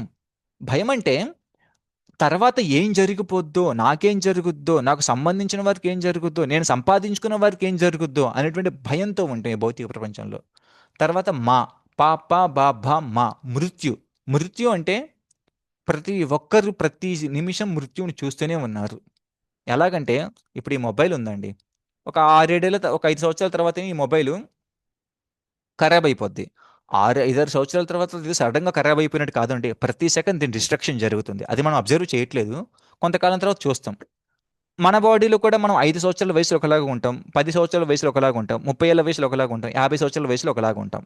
ప్రతి సెకండ్ మార్పు జరుగుతుంది. కానీ మనం ఆ మార్పు అప్పటికప్పుడు చూడలేము. Over the period of time చూడొచ్చు. అది మృత్యు. చేంజ్ అంటారు. ఈ మార్పు రావడం, కాన్స్టెంట్ మార్పు రావడం వల్ల మనం ఆటోమేటిక్‌గా మృత్యుకోరల్లో ఉన్నట్టే. కాబట్టి మనం అర్థం చేసుకోవాల్సిందంటే మృత్యువేద మనకేదో అప్పుడెప్పుడో వస్తుందన్నట్టు కాదు. మనకిప్పుడు ఒక 20, 25 సంవత్సరాలు వచ్చాయంటే 25 సంవత్సరాలు మనకు ఆల్రెడీ అయిపోయినట్టే లెక్క. మనం 25 సంవత్సరాలు మనకు ఆల్రెడీ మృత్యు వచ్చేసింది, 25 సంవత్సరాల మృత్యు. మన ఆ 25 సంవత్సరాలు అయిపోయాయి. ఇంకెంతకాలం బతుకుతామో తెలీదు. కాబట్టి మనం అర్థం చేసుకోవాల్సింది ఏందంటే, ఈ భౌతిక ప్రపంచం అంటే పరిశ్రమ, ఫోమ్, బంధనం, భయం, మృత్యు. ఇది పవర్గం అంటారు. ఈ భౌతిక ప్రపంచం మాత్రం ఈ పవర్గమే ఉంటుంది. కానీ ఈ పవర్గాన్ని దాటి ఉన్నది అపవర్గం. అది బ్రహ్మన్. అది బ్రహ్మజ్యోతి. అక్కడ ఏది ఏ టెన్షన్స్ ఉండవు. మరి నారాయణ పరాసర్వే నాకుటశ్చన బిభ్యతి స్వర్గాపవర్గ నరకేషు అపితుల్యార్థ దర్శన. స్వర్గాన్నైనా అపవర్గాన్నైనా గానీ ఇక్కడ నరకాన్ని ఒకేలాగా చూస్తా అన్నారు. అంటే నాకు అపవర్గం కూడా వద్దు, బ్రహ్మజ్యోతి కూడా వద్దు. అక్కడ ఏ కష్టాలు లేకుండా ప్రశాంతంగా శాంతి శాంతి అంటారు, అది కూడా వద్దు. దాన్ని దాటి ఉన్నటువంటి వైకుంఠ గోలోకాలు ఏవైతే అక్కడ నన్ను ఉంచు. అక్కడ నేను భగవంతుడు ఎప్పటికీ సేవ చేసుకుంటూ ఉంటాను. ఒకవేళ అక్కడ నన్ను ఉంచలేదా, నన్ను ఎక్కడ ఉంచినా భగవన్ నామాన్ని దగ్గరగా ఉంచినట్లయితే చాలు. భగవన్ నామాన్ని స్మరించుకుంటూ భగవంతుడికి ఏదైనా సేవ చేసుకుంటూ భక్తులు చెప్పింది వింటూ ఉంటాను. అది కూడా నాకు వైకుంఠమే అంటారు అనమాట. కాబట్టి మనమందరం అర్థం చేసుకోవాల్సింది ఏంటంటే, మన జీవితంలో ప్రతి ఒక్కరము ప్రతిరోజు ఏ రోజు నేను ఇవాళ నిద్ర లేచాను, రాత్రి పడుకుంటున్నాను. పడుకునే లోపు నేను భగవంతుడి గురించైనా గాని, భక్తిపరంగా నేనేం చేశాను, భగవంతుడి గురించి ఏమన్నా విన్నానా, భగవన్నామాన్ని ఇవాళ నేను కొంత సమయం జపం చేశానా అని 1కి 10 సార్లు చెక్ చేసుకొని మనం నిద్రపోవాలండి. ఒకవేళ ఆ రోజు ఏమి చేయకపోతే మీరు గుర్తుంచుకోండి, ఆ రోజు మీ జీవితం ఒక డైరీలో ఒక వృధా రోజుగా టిక్ మార్క్ పెట్టేసుకోండి. కరెక్టే. ఎందుకు? అన్నీ ఉన్నాయి. అంటే ఏం చెప్తున్నానంటే ఆ! ఒక కారుకి కావాల్సిన అన్నీ ఉన్నాయండి. పెట్రోల్ ఉంది, అన్నీ ఉన్నాయి. కానీ డ్రైవరే లేడు. ఏం ప్రయోజనం అండి? డ్రైవర్ లేకపోతే కారు ఎన్ని సంవత్సరాలు ఎంత బాగా డెకరేట్ చేసినా అంతే ఉంటుంది. మండనం లోక రంజనం అంటారు. అంటే decoration of the dead body అని. Decoration of the dead body అంటే ఇదిగో అన్ని సమకూర్చుకోవడం, బాడీని అన్ని నీట్గా అన్ని అన్ని వేసుకోవడం, అన్ని సమకూర్చుకున్నట్టే ఆ విధంగా చేసిన దానికి ఏం ప్రయోజనం? డెడ్ బాడీకి ఎంత చేసినప్పటికీ కూడా, అలంకారం ఎంత చేసినా కానీ వేస్టే కదా. సో అదే విధంగా మనం ఇదో అన్ని పనులు చేసుకొని అన్ని చక్కగా సర్ది పెట్టుకొని అన్ని నీట్గా ఉంచేసుకొని భక్తిని అలా పక్కన పెట్టేసినట్లయితే మన జీవితం కూడా అంతేనండి ఉండేది. పెద్ద తేడా ఏం లేదు. అందుకే అన్నారు శ్రమ ఏ వహి కేవలం అని. ఉం? నారద ముని ఒక మాట, మంచి మాట అంటారండి. త్యక్త్వా స్వధర్మం చరణాంబుజం పదే. అంటే త్యక్త్వా స్వధర్మం. ఓకే, కొన్ని కొన్నిసార్లు నువ్వు ధర్మం చేస్తున్నావు చూడు, ఆ స్వధర్మాన్ని విడిచిపెట్టినాక నువ్వు భక్తి చేస్తే అది నీకు బెనిఫిటే అన్నారు. స్వధర్మాన్ని జనరల్గా విడిచిపెట్టకూడదు. ఓకే, ఇన్ కేస్ రేర్ కేసులో నీ స్వధర్మాన్ని విడిచిపెట్టి నువ్వు భక్తిని పట్టుకున్నప్పటికి కూడా నీకు బెనిఫిట్టే. ఉదాహరణకి చెప్తాను. ఒక వ్యక్తికి స్వధర్మం ఏంది? ఉదయాన్నే లేయడం, ఒక పోలీస్ కంటే లేదంటే ఒక బ్రాహ్మణుడి కంటే మంత్రాలు చదవడం, ఇవన్నీ పూజలు చేయడం, పురస్కారాలు చేయడం, పెళ్ళిళ్ళకి వెళ్ళి మంత్రాలు చదవడం, ఇవన్నీ అతను ఒక బ్రాహ్మణుడికి ఇవన్నీ ఉన్నాయి అనుకుందాం. ఒక బ్రాహ్మణుడు ఉదాహరణ తీసుకుంటే అది తన స్వధర్మం. ఇప్పుడు తను ఏం చేశారు? తన స్వధర్మాన్ని విడిచిపెట్టాడు. స్వధర్మాన్ని విడిచిపెట్టడం వల్ల ఏం జరిగింది? తనకు రావాల్సినటువంటి ఇంటి పోషకానికి కావాల్సింది ఏమీ రావట్లేదు, తనకి ఏమీ అందట్లేదు. తను కూడా తన ఫ్యామిలీ క్షీణిస్తుంది, తను క్షీణిస్తున్నాడు. కానీ ఇమ్మెచ్యూర్గా భక్తిని చేస్తున్నాడు. హరే కృష్ణ హరే కృష్ణ కృష్ణ కృష్ణ హరే హరే, ఏ పని చేయకుండా జస్ట్ హరే కృష్ణని చేస్తున్నారు. ఎవరైనా వస్తే భగవద్గీత చెప్తున్నారు అంతే, ఇంకేం చేయట్లేదు. నారదుని ఇక్కడ అంటున్నారు, అలా నువ్వు స్వధర్మాన్ని విడిచిపెట్టి భక్తిని పట్టుకున్నా కానీ భక్తిని పట్టుకున్న కారణంగా ఆ భక్తి నీకు స్వధర్మం ఏ అయితే రిజల్ట్స్ ఇస్తుందో ఆ అన్ని రిజల్ట్స్ కూడా నీకు ఇచ్చేస్తుంది భక్తి అనేది. అది నారదముని యొక్క ఒపీనియన్. ఇంకా ఏమంటున్నాడు చూడండి. ఒకవేళ మీరు ఆ భక్తి చేస్తూ చేస్తూ చేస్తూ పడిపోయారంటే మధ్యలో ఆపేశారు భక్తి ఇష్టం లేదని. అంటే ఒక పక్క స్వధర్మం చేయట్లేదు, ఒక పక్క ఇప్పుడు భక్తి కూడా చేయట్లేదు. అప్పుడు నారదముని ఏమంటున్నారంటే దాంట్లో కూడా మీకు లాస్ ఏం లేదు. ఎందుకు లాస్ లేదంటే ఒక పక్క మీరు స్వధర్మాన్ని ధర్మనిష్టగా ఉండి ఇది నా ధర్మం అని మీరు రోజంతా అతని ధర్మాన్ని పట్టుకొని చేస్తూ భక్తిని విడిచిపెట్టారనుకోండి, అప్పుడు మీరు ఆ ధర్మనిష్టలుగా ఉన్నప్పటికీ కూడా చివరికి మీరు చేసినటువంటి పాపపుణ్యాలని చిత్రగుప్తు లెక్కిస్తూ మీరు మళ్ళీ మనం వెళ్ళి అక్కడికి వెళ్ళిపోవాల్సింది యమధర్మరాజు కోర్టుల దగ్గరికి. కానీ ఒక పక్క ఇక్కడ స్వధర్మాన్ని విడిచిపెట్టి భక్తి చేయడం కారణంగా తిను ధర్మనిష్టగా ఉండలేదు, తిన ధర్మాన్ని తప్పాడు, కానీ పరమధర్మాన్ని పట్టుకున్నాడు. ఇది పరమధర్మం భక్తి అనేది. అందుకే భాగవత ధర్మం అంతా ఒకవైపు ఉంటుంది. అందుకే దీన్ని పంచమ పురుషార్థం అంటారు. ధర్మార్థ కామ మోక్షాలని 4 మనందరికీ తెలిసినవి. ధర్మం, అర్థం, కామం, మోక్షం అని. అంటే మన ధార్మిక పరంగా మన పనులు చేయాలి. ఆ పనులు చేసిన తర్వాత ధర్మం, అర్థం, ఆ ధార్మికంగా పనులు చేసినప్పుడు అర్థం వచ్చుద్ది. అంటే ఒక డబ్బులు ఏవో వస్తాయి, కానీ అర్థం అంటే డబ్బులు ఒక్కటే కాదు, బెనిఫిట్ రావడం. ఒక రైతు తన ధర్మం ప్రకారం పొలంలో పంట పండిస్తే తనకు అర్థం మీద ధాన్యం వచ్చింది, అది అర్థం, దానికి అర్థం. ఆ అర్థం వచ్చిన తర్వాత కామం, తన కోరికలను తీరుతాయి. కోరికలు అంటే తనకి ఏవైతే కుటుంబానికి కావాలని తీరుతాయి, ఆ విధంగా ధర్మార్థ కామాలు తీరుతాయి. ఈ విధంగా తన జీవితాన్ని అలా అలా ముందుకు సాక్కుంటూ వెళ్ళిపోయిన తర్వాత కొంతకాలం తనకి ముక్తి, అంటే ఈ భౌతికమైనటువంటి ఏదైతే క్లేశాలు ఉన్నాయో వాటి నుంచి తను కొంచెం విడిపడతాడు. ముక్తి అంటే విడుదల అంటే ఈ క్లేశాల నుంచి విడుదల.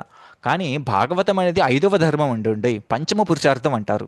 అంటే ధర్మార్థ కామ మోక్షాలు కాదు, మోక్షాన్ని దాటిన తర్వాత వచ్చినటువంటి వైకుంఠ గోలోకాలు, అది భాగవత ధర్మం. దాన్ని నువ్వు పట్టుకుంటే, ఆ భాగవత ధర్మాన్ని నువ్వు తీసుకున్నట్లయితే మనకు ఒకవేళ ఈ ధర్మాన్ని కొంచెం అటు ఇటు లోపాలు ఉన్నప్పటికీ కూడా యమధర్మరాజు మనల్ని చూసి జయహో అని నాదాలు చేస్తాడండి. ఎందుకు? తన జీవితంలో ఒక్కసారైనా నారాయణ మంత్రం తీసుకున్నాడు, కృష్ణ మంత్రం తీసుకున్నాడు, గోవిందా అని పలికాడు.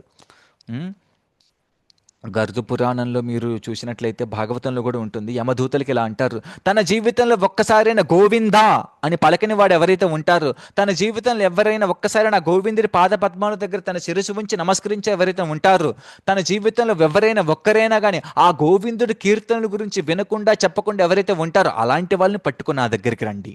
అలాంటి వాళ్ళని నేను అలాంటి వాళ్ళకి మాత్రమే మాస్టర్ని, అలాంటి వారు మాత్రమే నా జ్యూరిడిక్షన్లో ఉంటారు. ఎవరైతే గోవిందా అని ఒకసారి పలికి, ఎవరైతే హరే కృష్ణ మంత్రాన్ని ఇలా తీసుకొని, ఎవరైతే భాగవత ధర్మాన్ని అట్లీస్ట్ కొంతగా ప్రయత్నిస్తున్న వారైనా కానీ, ఫుల్గా పర్ఫెక్షన్ రాకున్నా కానీ, అలాంటి వారు ఆల్రెడీ దే ఆర్ ఇన్చార్జ్. అంటే వాళ్ళు ఏ జ్యూరిడిక్షన్లో ఉన్నారు? వైకుంఠపతి, ఆ వైకుంఠపతి యొక్క జ్యూరిడిక్షన్లో ఉన్నారు అని ఎవరు చెప్తారు? యమధర్మరాజు యమదూతలకు చెప్తారండి. చాలా చాలా చాలా గట్టిగా ఒక్క నేను చెప్తాడు, 1కి 10 సార్లు. అందరిని తీసుకొని రావద్దు, మీరు మోసపోతారు. అది అజామిలో ఒక సెక్షన్ వచ్చింది, ఆరోగ్య అంటలో అజామిలుడి సెక్షన్లో వచ్చింది. ఆ సెక్షన్ అయిపోయిన తర్వాత లాస్ట్ చెప్తాడనమాట యమధర్మరాజు యమదూతలకి. ఇది భాగవతం యొక్క ధర్మం అండి. సో కాబట్టి ప్రతి ఒక్కరం కూడా మనందరం మన దగ్గర మంచి ఇప్పుడు సమయం ఉంది, మంచి ఆరోగ్యంగా ఉన్నాం. మనం ఏ పొజిషన్లో ఉన్నప్పటికీ కూడా కొంత సమయాన్ని తీసి భగవన్ నామాన్ని జపించడానికి తీసి పెట్టుకోండి. హరే కృష్ణ కృష్ణ కృష్ణ హరే హరే, హరే రామ రామ రామ హరే హరి. నామంతో ఎప్పుడు ఉండండి. వీలైతే ప్రతి ఆదివారం దగ్గరలో ఎక్కడైతే టెంపుల్ ఉంటుందో ఆ టెంపుల్కి వెళ్ళండి. భక్తులకి సేవ చేయడానికి ఆ తత్పరతను కలిగి ఉండండి. ఎప్పుడెప్పుడు అవకాశం వచ్చుద్దా, ఎప్పుడెప్పుడు వెళ్ళి భక్తులకి ఏదైనా సేవ చేయొచ్చా, భగవంతుడికి ఏదైనా సేవ చేయొచ్చా, అలాంటి తత్పర భావంతో ఉండండి. ఈ 3 చెయ్యండి. నామస్మరణ, నామాన్ని జపించడం, భగవంతుడి దగ్గరికెళ్ళి గుడికెళ్ళి వెళ్తూ ఉండడం, అప్పుడెప్పుడైనా వెళ్ళి భగవంతుడికి, భక్తులకి సేవ చేయడం, తత్పరతను కలిగి ఉంటూ సేవ చేయడం. దీని ద్వారా విశ్వంలో ఉన్నటువంటి ఆల్ పర్ఫెక్షన్స్, ప్రపంచంలో ఉన్నటువంటి అన్ని పర్ఫెక్షన్స్ ఆటోమేటిక్‌గా సిద్ధిస్తాయండి. మనం ప్రత్యేకంగా ఎండివర్స్ పెట్టాల్సిన అవసరం లేదు.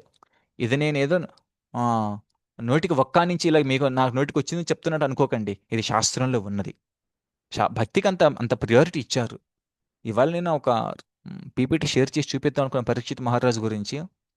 సో, మన టైం మొత్తం ఇలాగే అయింది. సో, నేను క్విక్‌గా షేర్ చేస్తాను. షేర్ చేసి చూపిస్తాను.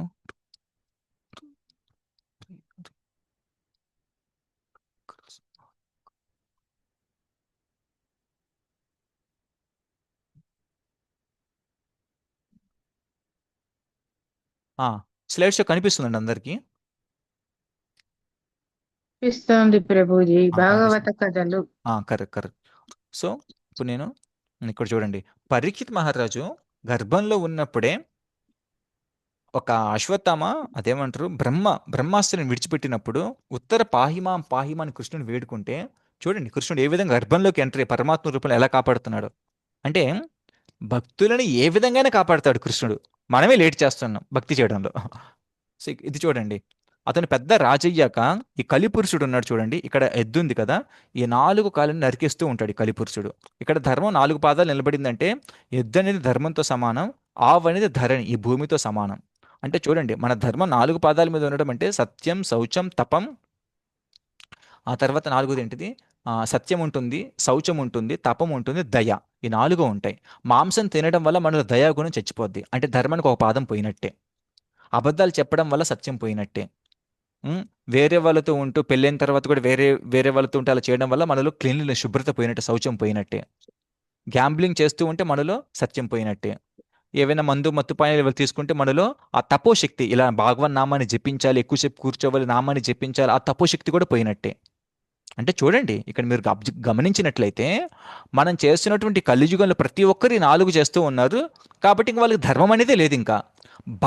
నువ్వు భగవంతుడి యొక్క నామాన్ని స్మరించాలంటే మినిమం నువ్వు ఒక ప్లాట్ఫామ్ మీద ఉండాలి. అది ధర్మం ప్లాట్ఫామ్. ఆ ధర్మం ప్లాట్ఫామ్ మీద ఉన్నప్పుడు నువ్వు భగవంతుడి యొక్క నామాన్ని స్మరించవచ్చు.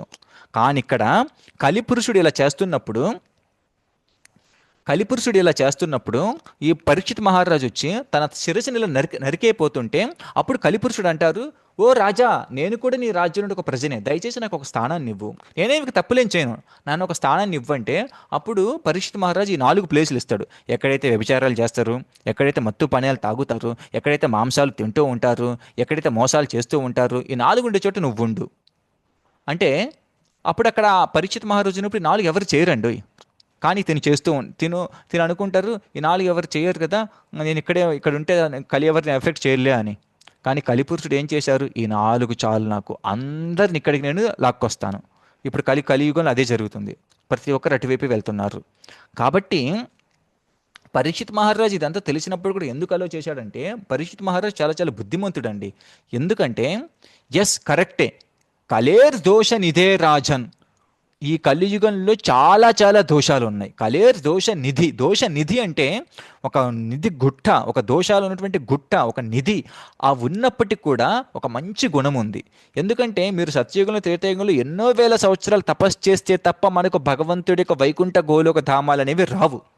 కానీ కలియుగని దోష నిధి ఉన్నప్పటికీ కూడా ఒక మంచి గుణం, అస్తి ఏకో మహాన్ గుణ, ఒక మంచి గుణం ఉంది. కీర్తనాదేవ కృష్ణస్య ముక్త సంగ పరం వ్రచేత్. కృష్ణుడి గురించి కీర్తించడం వల్ల కొద్దిసేపు, కొంత మాత్రం సమయమే, కొన్ని సంవత్సరాల పాటు మనం కీర్తించడం వల్ల ఎన్నో వేల లక్షల సంవత్సరాలు, ఎన్నో జన్మల తర్వాత వచ్చినటువంటి ఫలితం ఈ కలియుగంలో ఆ నామ సంకీర్తనంతో మనకు వస్తుంది అని పరీక్షిత్ మహారాజు ఈ బెనిఫిట్ చూసి కలిని వదిలేస్తాడండి. కాబట్టి మనం కూడా కలి పెరిగిపోతుందండి, దోషాలు అన్నీ ఉన్నాయండి, కరెక్టే, మనం ఏం చేయలేము. ఇప్పుడు జస్ట్ హరినామాన్ని పట్టుకోవడం తప్ప అన్నీ ఆటోమేటిక్ అడ్జస్ట్ అయిపోతాయి. జస్ట్ కరెక్టే, మన ధర్మంతో భక్తి బాగా చేయొచ్చు, కానీ ఇప్పుడు ఆ ధర్మాన్ని పాటించే స్థితులు కూడా లేనప్పుడు హరినామాన్ని తీసుకుందాం, డిటర్మినేషన్గా ఉందాం, భగవంతుడు మనకు ఆ శక్తిని ఇస్తాడు. మళ్ళీ మనం ఆ ధర్మం మీద నిలబడే విధంగా, మళ్ళీ మన భక్తి ఉండే విధంగా. ఇక్కడ మీరు చూసినట్టయితే పరీక్షిత్ మహారాజు ఒక శమ్యక్ ఋషి దగ్గర ఇలా ఒక పాముని ఇలా మెడలో వేయడం వల్ల అది భగవంతుడి యొక్క తనకు ఇన్స్పైర్ చేయడం వల్లే. ఎందుకంటే తర్వాత ఈ శమ్యక్ ఋషికి ఇలా వేయడం వల్ల తన కొడుకు, తను ఎవరైతే ఉంటారో ఈ ఋషి యొక్క కొడుకు శృంగి చెప్పిస్తారనమాట, 7 రోజులు నువ్వు చనిపోవు కాక, ఒక పాము వచ్చి కాటేసి నేను. అప్పుడు ఆ శాపాన్ని తిరిగి వెనక్కి నెట్టేటువంటి శక్తి పరీక్షిత్ మహారాజుకి ఉన్నప్పటికీ కూడా తను ఎలా తీసుకుంటారంటే ఇది భగవంతుడి యొక్క ఆధీనం అని చెప్పి తనకున్నటువంటి నగలు, తనకున్నటువంటి డబ్బు అన్నిటిని వదిలేసి వచ్చేసి గంగా నది ఒడ్డున కూర్చొని ఇంకా నేను 7 రోజులు చనిపోబోతున్నాను, నాకు తక్షణ కర్తవ్యం ఏంటి అని అందరి ఋషులను అడుగుతారు. వాళ్ళందరూ చర్చించుకుంటున్నప్పుడు వ్యాస మహర్షి కుమారుడు 16 ఏళ్ల బాలుడు సుఖదేవ గోస్వామి పరమహంస స్టేజ్లో ఉంటారు, అందరికన్నా ఉన్నతమైన భాగవతం స్టేజ్లో ఉంటారు, బయట చూడడానికి 16 ఏళ్ల వయసు ఉన్నప్పటికీ కూడా. అప్పుడు వచ్చి తనకు చెప్తాడనమాట. అప్పుడు వచ్చి తను వ్యాసాసనం మీద కూర్చొని గురు ప్రణామ మంత్రం చెప్పించడం కూడా మర్చిపోతాడు. ఎందుకు? ఇమ్మీడియట్గా చెప్పాలి ఆన్సర్ని. అసలు ఏం చేయాలో ఇప్పటికిప్పుడు 7 రోజులు చనిపోబోతున్నాడు తనకి నేను ఇప్పటికిప్పుడు చెప్పేసేయాలి, అసలు పరమధర్మం ఏంటో చెప్పాలి, తను చేయాల్సినటువంటి నిజమైన ధర్మం గురించి నేను చెప్పాలి. ఆ ఆవేశంతో ఆ కంక్లూజన్ ఒక్కసారి నేను ఇచ్చేయాలని చెప్పి తను ఏం చెప్తాడు, శ్రోతవ్యాధీని రాజేంద్ర నృణాం సంతి సహస్రశః అపశ్యతం ఆత్మతత్వం గృహేషు గృహమేధినం. అంటే ఓ రాజన్, ఇక్కడ వినడానికి చాలామంది వేల కొలది విషయాలు ఉన్నాయి, ఆ విషయాలు ఈ విషయాలు ఎన్నో వేల కొద్ది విషయాలు ఉన్నాయి వినడానికి, కానీ అవన్నీ కూడా అపశ్యతం ఆత్మతత్వం, అవన్నీ వింటూ నిజమైనటువంటి అపశ్యతం అంటే చూడడం, అపశ్యతం అంటే చూడలేకపోవడం, నిజమైనటువంటి జ్ఞానాన్ని చూడలేకపోతున్నారు. అది భగవంతుడికి సంబంధించినటువంటి భాగవత జ్ఞానాన్ని. కాబట్టి నువ్వు దాన్ని తీసుకో అని చెప్పి నిరంతరం నామ సంకీర్తన చేయడం ఒక్కటే నీ యొక్క సొల్యూషను. 7 రోజుల్లో చనిపోయే వారికైనా కానీ, ఇమ్మీడియట్గా చనిపోయే వారికైనా కానీ, సామాన్య జనానికైనా కానీ ఇదొక్కటే సొల్యూషన్ అని చెప్పి ఆ తర్వాత క్వశ్చన్లకు ఆన్సర్ చేసేటప్పుడు అప్పుడు సుఖదేవ గోస్వామి ముందు నేను భగవంతుడికి నమస్కరిస్తానని చెప్పి అప్పుడు ప్రార్థనలు చేస్తారు. గురు ప్రణామ మంత్రాలు అన్నీ చేసిన తర్వాత అప్పుడు మళ్ళీ వేరే వాటికి ఆన్సర్ చేస్తారు. చూడండి, తన ప్రేయర్స్ని కూడా మర్చిపోయి ఆన్సర్ ఇస్తున్నాడంటే నామ సంకీర్తనలకి ఎంత ప్రియారిటీ ఇచ్చాడు సుఖదేవ గోస్వామి. కాబట్టి మనమందరం అర్థం చేసుకోవాల్సింది ఏంటంటే భక్తి గురించి మన శాస్త్రాలు ఎంత గొప్పగా రాసింది. శాస్త్రాలన్నింటినీ చర్చ చేసిన తర్వాత వాటిని వేదాంత సూత్రాలుగా మార్చారు. వేదాలు ఉన్నటువంటి సూత్ర ఫార్మాట్లు అనమాట. ఆ వేదాంత సూత్రాలని కూడా చర్చ చేసి దానికి ఒక కామెంటరీ, ఇలా బతకాలి, ఇలా చెయ్యాలి, ఇలా చెయ్యాలి అని ఆ వేదాంత సూత్రాల నుంచి కూడా చర్చ చేసి బయటికి తీసిందే భాగవత సారం. ఆ భాగవతం యొక్క కంక్లూజనే భాగవతం యొక్క 18,000 శ్లోకాలు అన్నీ అయిపోయిన తర్వాత లాస్ట్లో భాగవతం యొక్క ఒక శ్లోకాన్ని కంక్లూడ్ చేస్తారండి. ఆ శ్లోకం ఏంటో తెలుసా? నామ సంకీర్తనం యస్య సర్వ పాప ప్రణాశనం ప్రణామో దుఃఖ శమనస్తం నమామి హరిం పరం. అంటే నామ సంకీర్తనం యస్య, భగవంతుడి యొక్క నామ సంకీర్తనం ఒక్కటే ఈ కలియుగానికి బెనిఫిట్. ఈ భాగవతం యొక్క కంక్లూజన్ కూడా అదే అని చెప్తారండి. కాబట్టి మన శాస్త్రాలు ఇన్ని చెప్తున్నప్పుడు, కంక్లూజన్స్ ఇన్ని చెప్తున్నప్పుడు, మన ఆచార్య పరంపర మొత్తం ఇదే పరంపరలో వచ్చి మనందరికీ ఇలా ఒక్క నుంచి చెప్తున్నట్టు భగవంతుడికి నామాన్ని చెప్పి మనము రోజులో కొంత సమయాన్ని ఒక అర్ధ గంట 10 నిమిషాలు తీసి హరే కృష్ణ మంత్రం జపించడానికి ఎందుకు వెనకాడతామండి? కాబట్టి దయచేసి ప్రతి ఒక్కరం కూడా ముక్తకంఠంగా అందరూ అన్మ్యూట్ చేసి చెప్పండి హరే కృష్ణ మంత్రాన్ని. అందరూ అన్మ్యూట్ చేయండి. హరే కృష్ణ కృష్ణ కృష్ణ హరే హరే, హరే రామ రామ రామ హరే హరే, హరే కృష్ణ కృష్ణ కృష్ణ హరే హరే, హరే రామ రామ రామ హరే హరే, హరే కృష్ణ కృష్ణ కృష్ణ హరే హరే, హరే రామ రామ రామ హరే హరే. దయచేసి నామాన్ని జపిస్తూ ఉండండి. ఎప్పుడైనా వీలు ఉన్నప్పుడు వీకెండ్కి ఒకసారైనా కానీ భగవంతుడు గుడికి దర్శనం చేసుకుంటూ భక్తులకి భగవంతుడికి సేవ చేయడానికి ఆ తత్పరతను కలిగి ఉండండి. ఓకే. మ్యూట్లో ఉంచానండి కొంచెం మిగిలిన వాళ్ళు. ఓకే. కాబట్టి మనం భగవంతుడికి, భక్తులకి ఆ సేవా తత్పరతను కలిగి ఉందాం. మనకు మిగిలిన టైం ఉన్నప్పుడు ప్రతిరోజు కూడా కొంత సమయం తీసుకొని భగవన్ నామాన్ని జపించుకుందాం. ఓకే. సో, ఆల్రెడీ 1 అవర్ కావస్తుంది. మీలో ఎవరికన్నా ఏమైనా డౌట్స్ ఉన్నాయండి ఇంకా? హరే కృష్ణ ప్రభుజీ, దండవత్ ప్రణామ్. హరే కృష్ణ. రాజేష్ ప్రభునా ప్రభు? ప్రభుజీ, హరే ఆ, కృష్ణ. హరే కృష్ణ. చెప్పండి ప్రభు. ప్రభుజీ, ఇది ఒక చిన్న personal note Prabhuji regarding prayers. Prayers. So general గా ప్రేయర్స్, ఈ ప్రార్థన అనేది చాలా పవర్ఫుల్ అని నాకు అర్థమవుతుంది ప్రభుజీ. ఓకే. జస్ట్ లైక్ ఇప్పుడు అదర్ రిలీజియన్స్ వాళ్ళు, క్రిస్టియన్స్ కానీ ముస్లిమ్స్ Correct. కానీ, వాళ్ళ ప్రార్థనలు మెటీరియలిస్టిక్ ఉండొచ్చు. బట్ అంటే నా రియలైజేషన్ ఏమైందంటే, సొసైటీలో క్రిస్టియన్స్ వాళ్ళు చాలా ప్రేయర్స్ వల్ల వాళ్ళు ఎవ్రీడే చేయడం వల్ల వాళ్ళు చాలా డెవలప్ అవుతున్నారు. Correct, correct. అండ్ ముస్లిమ్స్ కూడా ప్రేయర్స్ వల్ల డెవలప్ అవుతున్నారు. బట్ అవునవును. హిందూస్ గా మనం చేయలేకపోతున్నాం ప్రేయర్స్. మ్మ్. ఒకవేళ ప్రేయర్స్ చేయాలంటే ఆచార్యస్ ప్రేయర్స్ ఉంటాయి, ప్లస్ మన పర్సనల్ కోరికలు ఉంటాయి. మ్మ్. ఎటువంటి ప్రేయర్స్ చేస్తే ఫలితాలు ఇస్తాయి, ఎలా చేయాలి ప్రభుజీ, కొంచెం గైడ్ చేయగలుగుతారా ప్లీజ్?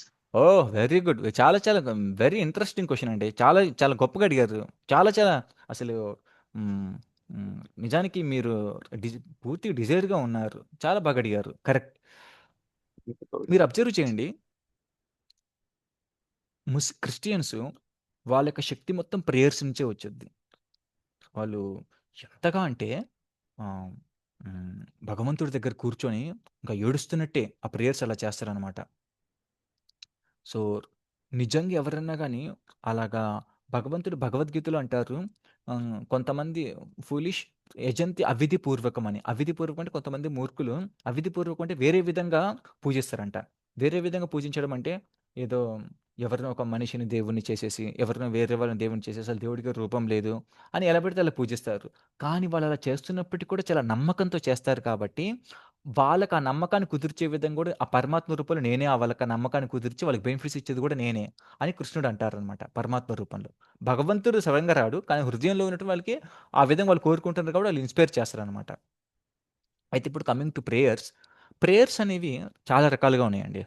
ఒకటేంటంటే చాలామంది బయట ఏం కోరుకుంటారు?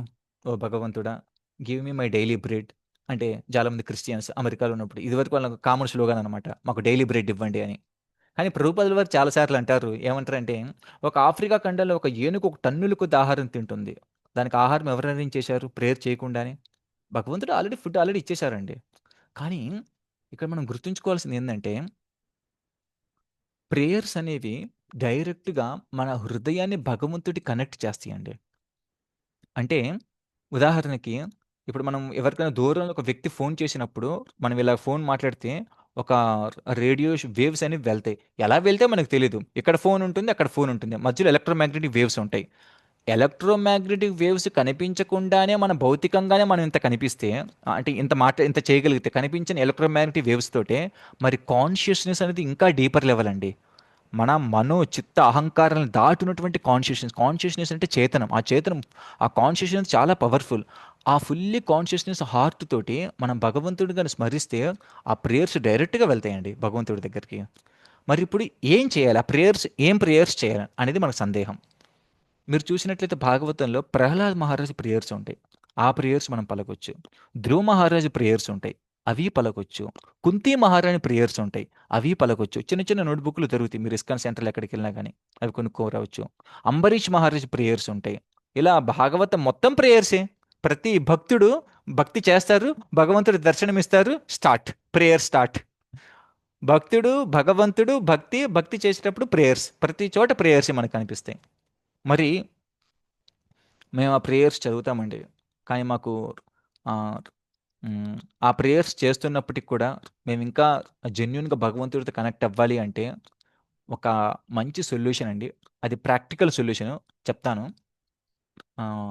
ప్రతి ఒక్కరు కూడా రోజంతా అయిపోయిన తర్వాత, ఇది నేను అప్పుడప్పుడు చేస్తాను, పడుకునే ముందు ఈ ప్రపంచం మొత్తం ఒకవైపు, మీరొక్కరు ఉన్నారంతే.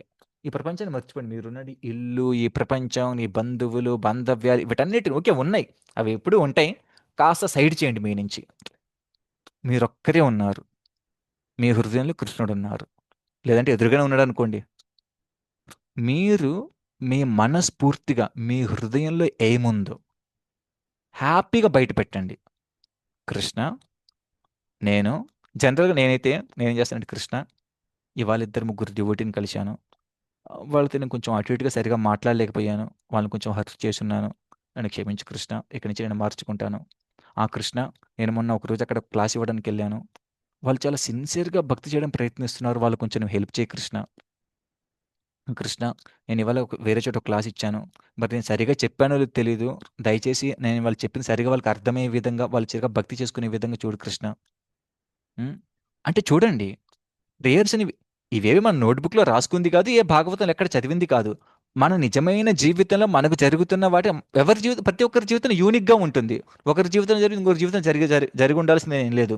ప్రతి ఒక్కరికి యూనిక్‌గా కొన్ని ఉంటాయి ప్రేయర్స్. అవి ఎవరితో మనం షేర్ చేసుకోవడం వాటికి కూడా ఉండదు. కానీ మనం నిజంగా హార్ట్‌ఫుల్‌గా వాటిని బయటికి తీస్తున్నప్పుడు మీరొకటి రియలైజ్ అవుతారు. ఎవరో ఒకరు వింటున్నారు మన ప్రేయర్స్ అని. మన ప్రేయర్స్ ఒకరు వింటున్నారు అని. వినడమే కాదండోయ్! నిజానికి మీరు జెన్యూన్‌గా గాని అలా చేసిన తర్వాత ఒక 5 మినిట్స్ తర్వాత మీరొక బర్డెన్, ఒక హార్ట్ బర్డెన్ కంప్లీట్‌గా రిమూవ్ అయిపోయి చాలా కొంచెం హ్యాపీగా ఉన్న ఫీలింగ్ వచ్చిద్ది మీకు. ఏదో బర్డెన్ మొత్తం కూలిపోయి భగవంతుడు విన్నాడు అని. ఇంకొక ముఖ్యమైన విషయం ఏంటంటే, నేను పర్సనల్‌గా విన్నది, మనం సిన్సియర్‌గా అలాంటి ప్రేయర్స్ గాని చేసినట్లయితే ప్రకృతి ఏ విధంగా అరేంజ్ చేసుద్దండి. భగవంతుడు ఆ విధంగా అరేంజ్ చేస్తాడు. అవి ఫుల్‌ఫిల్ అయ్యే విధంగా. అవి తీరే విధంగా అరేంజ్ చేస్తాడనమాట. వాటిలో నిజంగా పవిత్రత ఉంటే, జెన్యూనిటీ ఉంటే.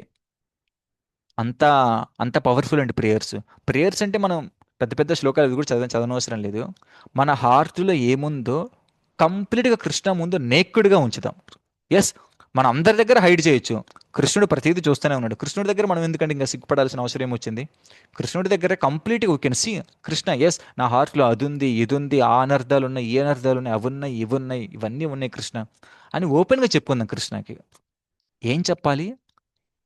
ఎప్పుడు మనము ఎప్పుడైతే మనం అలా ఓపెన్‌గా చెప్తామో, అప్పుడు మనలో అలా కంప్లీట్‌గా ఔట్ పౌర్ అయిన తర్వాత, అప్పుడు ప్యూరిటీ కొంచెం ఒక రకమైన పవిత్రత సంతరించుకుంటుంది ఆ హార్ట్‌కి.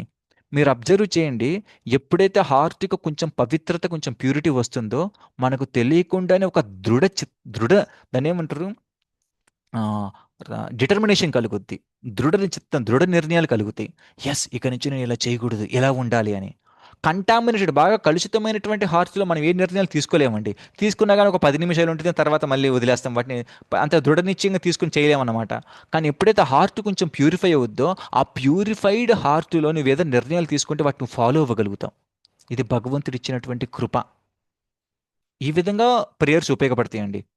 ఇంకొక మార్గంలో ప్రేయర్స్ ఎలా ఉపయోగపడతాయంటే, చాలామంది ఏదైనా తప్పు చేసినప్పుడు మన శాస్త్రాలు కూడా చెప్తారు. అటోన్‌మెంట్ అంటారు. అటోన్‌మెంట్ ప్రాయశ్చిత్తం. ప్రాయశ్చిత్తం ఎలా చేస్తారో తెలుసా అండి మీకు?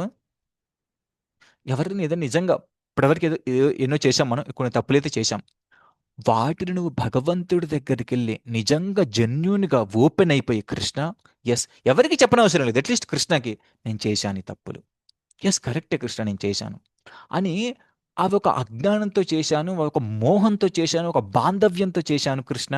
ఏ ఏదో ఇలా చేసేసాను. దయచేసి నాకు శక్తినివ్వు. నేను మళ్ళీ వాటిని చేయకుండా. దయచేసి పాహి మాం, ప్రొటెక్ట్ మీ. హ్మ్. అని చెప్పి మనం జెన్యూన్‌గా కృష్ణ ముందుకెళ్ళినప్పుడు, కృష్ణని అడిగినప్పుడు, కృష్ణ డెఫినైట్‌లీ వాటిని ఫర్‌గివ్ చేస్తారు. అది కృష్ణకి పెద్ద కష్టమేం కాదు. దాన్ని ప్రాయశ్చిత్తం అంటారు. ప్రాయశ్చిత్తం ద్వారా పెద్ద పెద్ద పాపాలను కూడా పోగొట్టుకోవచ్చు. కానీ ఒకటి గుర్తుంచుకోండి. చాలామంది, నేను వాళ్ళ పేర్లు చెప్పను, వేరే మతస్థుల యొక్క పేర్లు. ఈ యొక్క పవర్‌ని మన శాస్త్రాలు చెప్పినటువంటి ఈ ప్రాయశ్చిత్తం అనే దాన్ని యూజ్ చేసుకొని, ఊరికే భగవంతుడి దగ్గరికి వచ్చేసేసి, కృష్ణ, లేదంటే ఇంకో దేవుడు, ఆ దేవుడి దగ్గరికొచ్చేది. ఏ దేవుడిని పూజించినని వాళ్ళు పరమాత్మ చెప్పుకున్నట్టే. కృష్ణుడే వింటారు. కృష్ణుడు వాళ్ళు ఆ విగ్రహం ద్వారా వినాలనుకుంటున్నారు కాబట్టి కృష్ణుడు ఆ విగ్రహం ద్వారా వాళ్ళకి కనిపిస్తాడు. అంతే. ప్రతీదీ కృష్ణుడి ద్వారానే జరుగుతుంది. కాకపోతే వాళ్ళేం చేస్తారంటే, మేము ఇలా తప్పులు చేసాం కృష్ణ అని ఏడ్చినప్పుడు, భగవంతుడి దగ్గర ఆ ప్రాయశ్చిత్తం తీసుకున్నప్పుడు, ఆహ్, కొన్ని మతాల్లో వీటిని బాప్టిజం అని కూడా అంటారు. అలా చేశారు. అయితే ఎప్పుడైతే అలా చేస్తామో నిజంగా వాళ్ళ పాపాలన్నీ పోతాయండి. కానీ ఇదేం జరుగుతుందంటే, ఒక వ్యాపారంలో జరిగిపోయి, ఆ! ఇప్పుడు నేను తప్పు చేశానా? వచ్చి ఏడ్చానా కాసేపు, ప్రాయశ్చిత్తం జరిగిందా, వెళ్ళానా, అంతతో పాపాలు అయిపోయాయా, మళ్ళీ వచ్చి పాపం చేస్తాను, మళ్ళీ వచ్చి మళ్ళీ ఏడుస్తాను కాసేపు, మళ్ళీ నా యొక్క అటెండ్మెంట్ చేస్తాను, మళ్ళీ అయిపోద్ది, మళ్ళీ వస్తాను. అంటే చూడండి, నువ్వు అలా కొన్నిసార్లు చేసిన తర్వాత ఏం జరుగుద్దంటే ఆ ప్రాయశ్చిత్తంకున్న పవర్ అనేది పోద్దండి. ఎందుకంటే నువ్వు ఫస్ట్ టైం అటోన్మెంట్ తీసుకున్నప్పుడు చాలా జెన్యున్గా తీసుకుంటావు. అలా మాటి మాటికి చేస్తున్నప్పుడు నీ జెన్యూనిటీ ఉండదు. కృష్ణుడు డిటెక్ట్ చేస్తాడు. అన్నిటికంటే పెద్ద పాపం ఏందంటే to commit sinful activities on the strength of the holy names of Krishna అని పద్మపురాణంలో ఉంటుంది. అంటే భగవంతుడి యొక్క నామాన్ని తీసుకోవడమే అన్నిటికన్నా పెద్ద ప్రాయశ్చిత్తం. ఇంకా నా జీవితంలో మనం సపరేట్ ప్రాయశ్చిత్తం పొందాల్సిన అవసరం లేదు. భగవంతుడి యొక్క నామాన్ని తీసుకుంటే హరే కృష్ణ అని ఒక్కసారి చెప్పినామంటే మన పాపాలను కొట్టుకుపోతాయి. అంతకన్నా ప్రాయశ్చిత్తం ఏం లేదు. ఆ పాపాలన్నీ పోయిన తర్వాత మళ్ళీ వాటిని చేస్తూ కమిట్ చేస్తూ ఉంటాం చూడు, అది చాలా చాలా పెద్ద పాపం అండి. దానికి ప్రాయశ్చిత్తం లేదు, ఇంకా దానికి లేదు. నువ్వు నరకానికి వెళ్తే కాపాడడానికి హరినామం ఉంది. మనం హరినామాన్ని కూడా అబ్యూస్ చేస్తే ఇంకా దానికి ప్రాయశ్చిత్తం ఏముందండి. కాబట్టి మనం ప్రేయర్స్ చేసేటప్పుడు ఈ ఒక్క కన్సర్న్ ఉంచుకోవాలి. ఏంటంటే నేను ఇప్పుడు వెళ్ళి భగవంతుడి దగ్గరికి వెళ్ళి నా మొరను ఆలపించాను అంటే కరెక్టే, నాలో కొన్ని దుర్గుణాలు ఉన్నాయి, కరెక్టే కృష్ణ, నేను మాడిఫై చేసుకోవడానికి రెడీగా ఉన్నాను. ఆ ఇంటెన్షన్స్తో ప్రేయర్స్ చేయాలి. నేను ఇప్పుడు వాటిని మాడిఫై చేసుకోవడానికి రెడీగా ఉన్నాను, ఇక నేను తప్పులు చెయ్యను. ఆ ఇంటెన్షన్ ఉంటూ నువ్వు ప్రేయర్స్ చేసినప్పుడు చాలా బాగుంటుంది. కానీ ఆ ప్రేయర్స్ చేసి ప్రాయశ్చిత్తం చేస్తే అన్నీ పోతే నేను హ్యాపీగా ఉంటాను, నా పాపాలన్నీ పోతే భగవంతుడు నాకు అన్ని ఇస్తాడంటే ఇస్తాడు. కానీ మన ఇంటెన్షన్ సరిగా లేనప్పుడు మనం మళ్ళీ తప్పులు చేస్తాం. మళ్ళీ ప్రేయర్స్ చేస్తే ఆ అటోన్మెంట్ కూడా పవర్ కూడా పోద్ది అనమాట. అందుకే మీరు చూడండి, మన ప్రభుపాదుల వారు వెళ్ళినప్పుడు అమెరికాలో చాలా చర్చిలు బ్లైండ్గా మారిపోయాయి, అంటే వేకెంట్గా మారిపోయాయి. వాటన్నిటి మన తర్వాత ఇస్కాన్ టెంపుల్గా మార్చేశారు తర్వాత. ఆ, ఇప్పుడు చూస్తే అమెరికాలో 40-50% మొత్తం మన సనాతన ధర్మం వైపుకి వచ్చారు. ఎందుకంటే చాలా రిపీటెడ్గా అబ్యూస్ చేసిన తర్వాత వాళ్ళకి అర్థమైపోయింది it is a useless task అని. We have to connect to Krishna nicely. Genuinely we have to take, genuinely we have to repent, to not commit mistake again and again. So this is the way we need in our Sanatana Dharma. Not like that okay I'm keep on committing mistakes, నేను ఇలా వరుసపెట్టి mistakes చేస్తూనే ఉంటాను, నేను ఇలాగా తర్వాత అటెండ్మెంట్ చేస్తుంటే అలా కాదు. ఇప్పుడు మన ఆ రిలీజియన్ మనకి ఇప్పుడు మన దేశానికి కూడా పాకింది. ఇప్పుడు చాలామంది కొత్తగా అనిపించవచ్చు ఈ రిలీజియన్, ఆహా ఓహో బాగుంది రిలీజియన్, మంచిగా ఇస్తున్నారని, తినడానికి తాగడానికి అన్నిటికీ ఉంది ఆహా ఓహో అని. కొన్ని ఇయర్స్ తర్వాత ఫేడ్ అవుట్ అయిపోద్దండి. ఆల్రెడీ కొన్ని వందల సంవత్సరాలు చూసి ఆల్రెడీ అక్కడ ఫేడ్ అవుట్ అయిపోయింది. ఇక్కడ రీసెంట్గా వచ్చింది కాబట్టి కొత్త ఊపు, ఇదంతా ఉత్సాహం. సో మన వేదాల శాస్త్రాలు ఇదేమంటారు వేల సంవత్సరాల నుంచి ఉన్నాయి.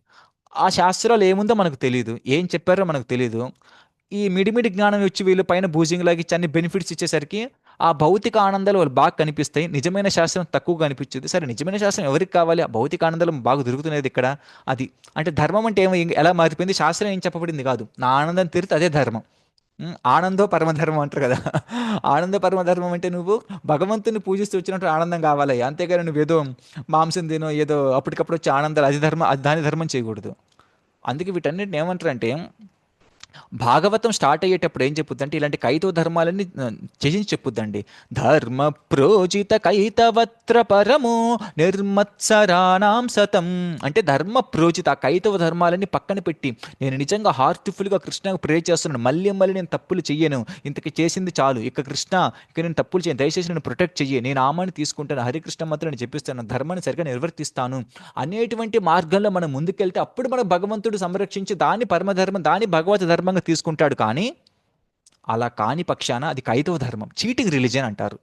చీటింగ్ రిలీజియన్ ఎవరికంటే చీటర్స్ గెట్స్ చీటెడ్. మోసపోదాం అనుకున్న వాళ్ళనే మోసం చేసే వాళ్ళు వస్తుంటారండి.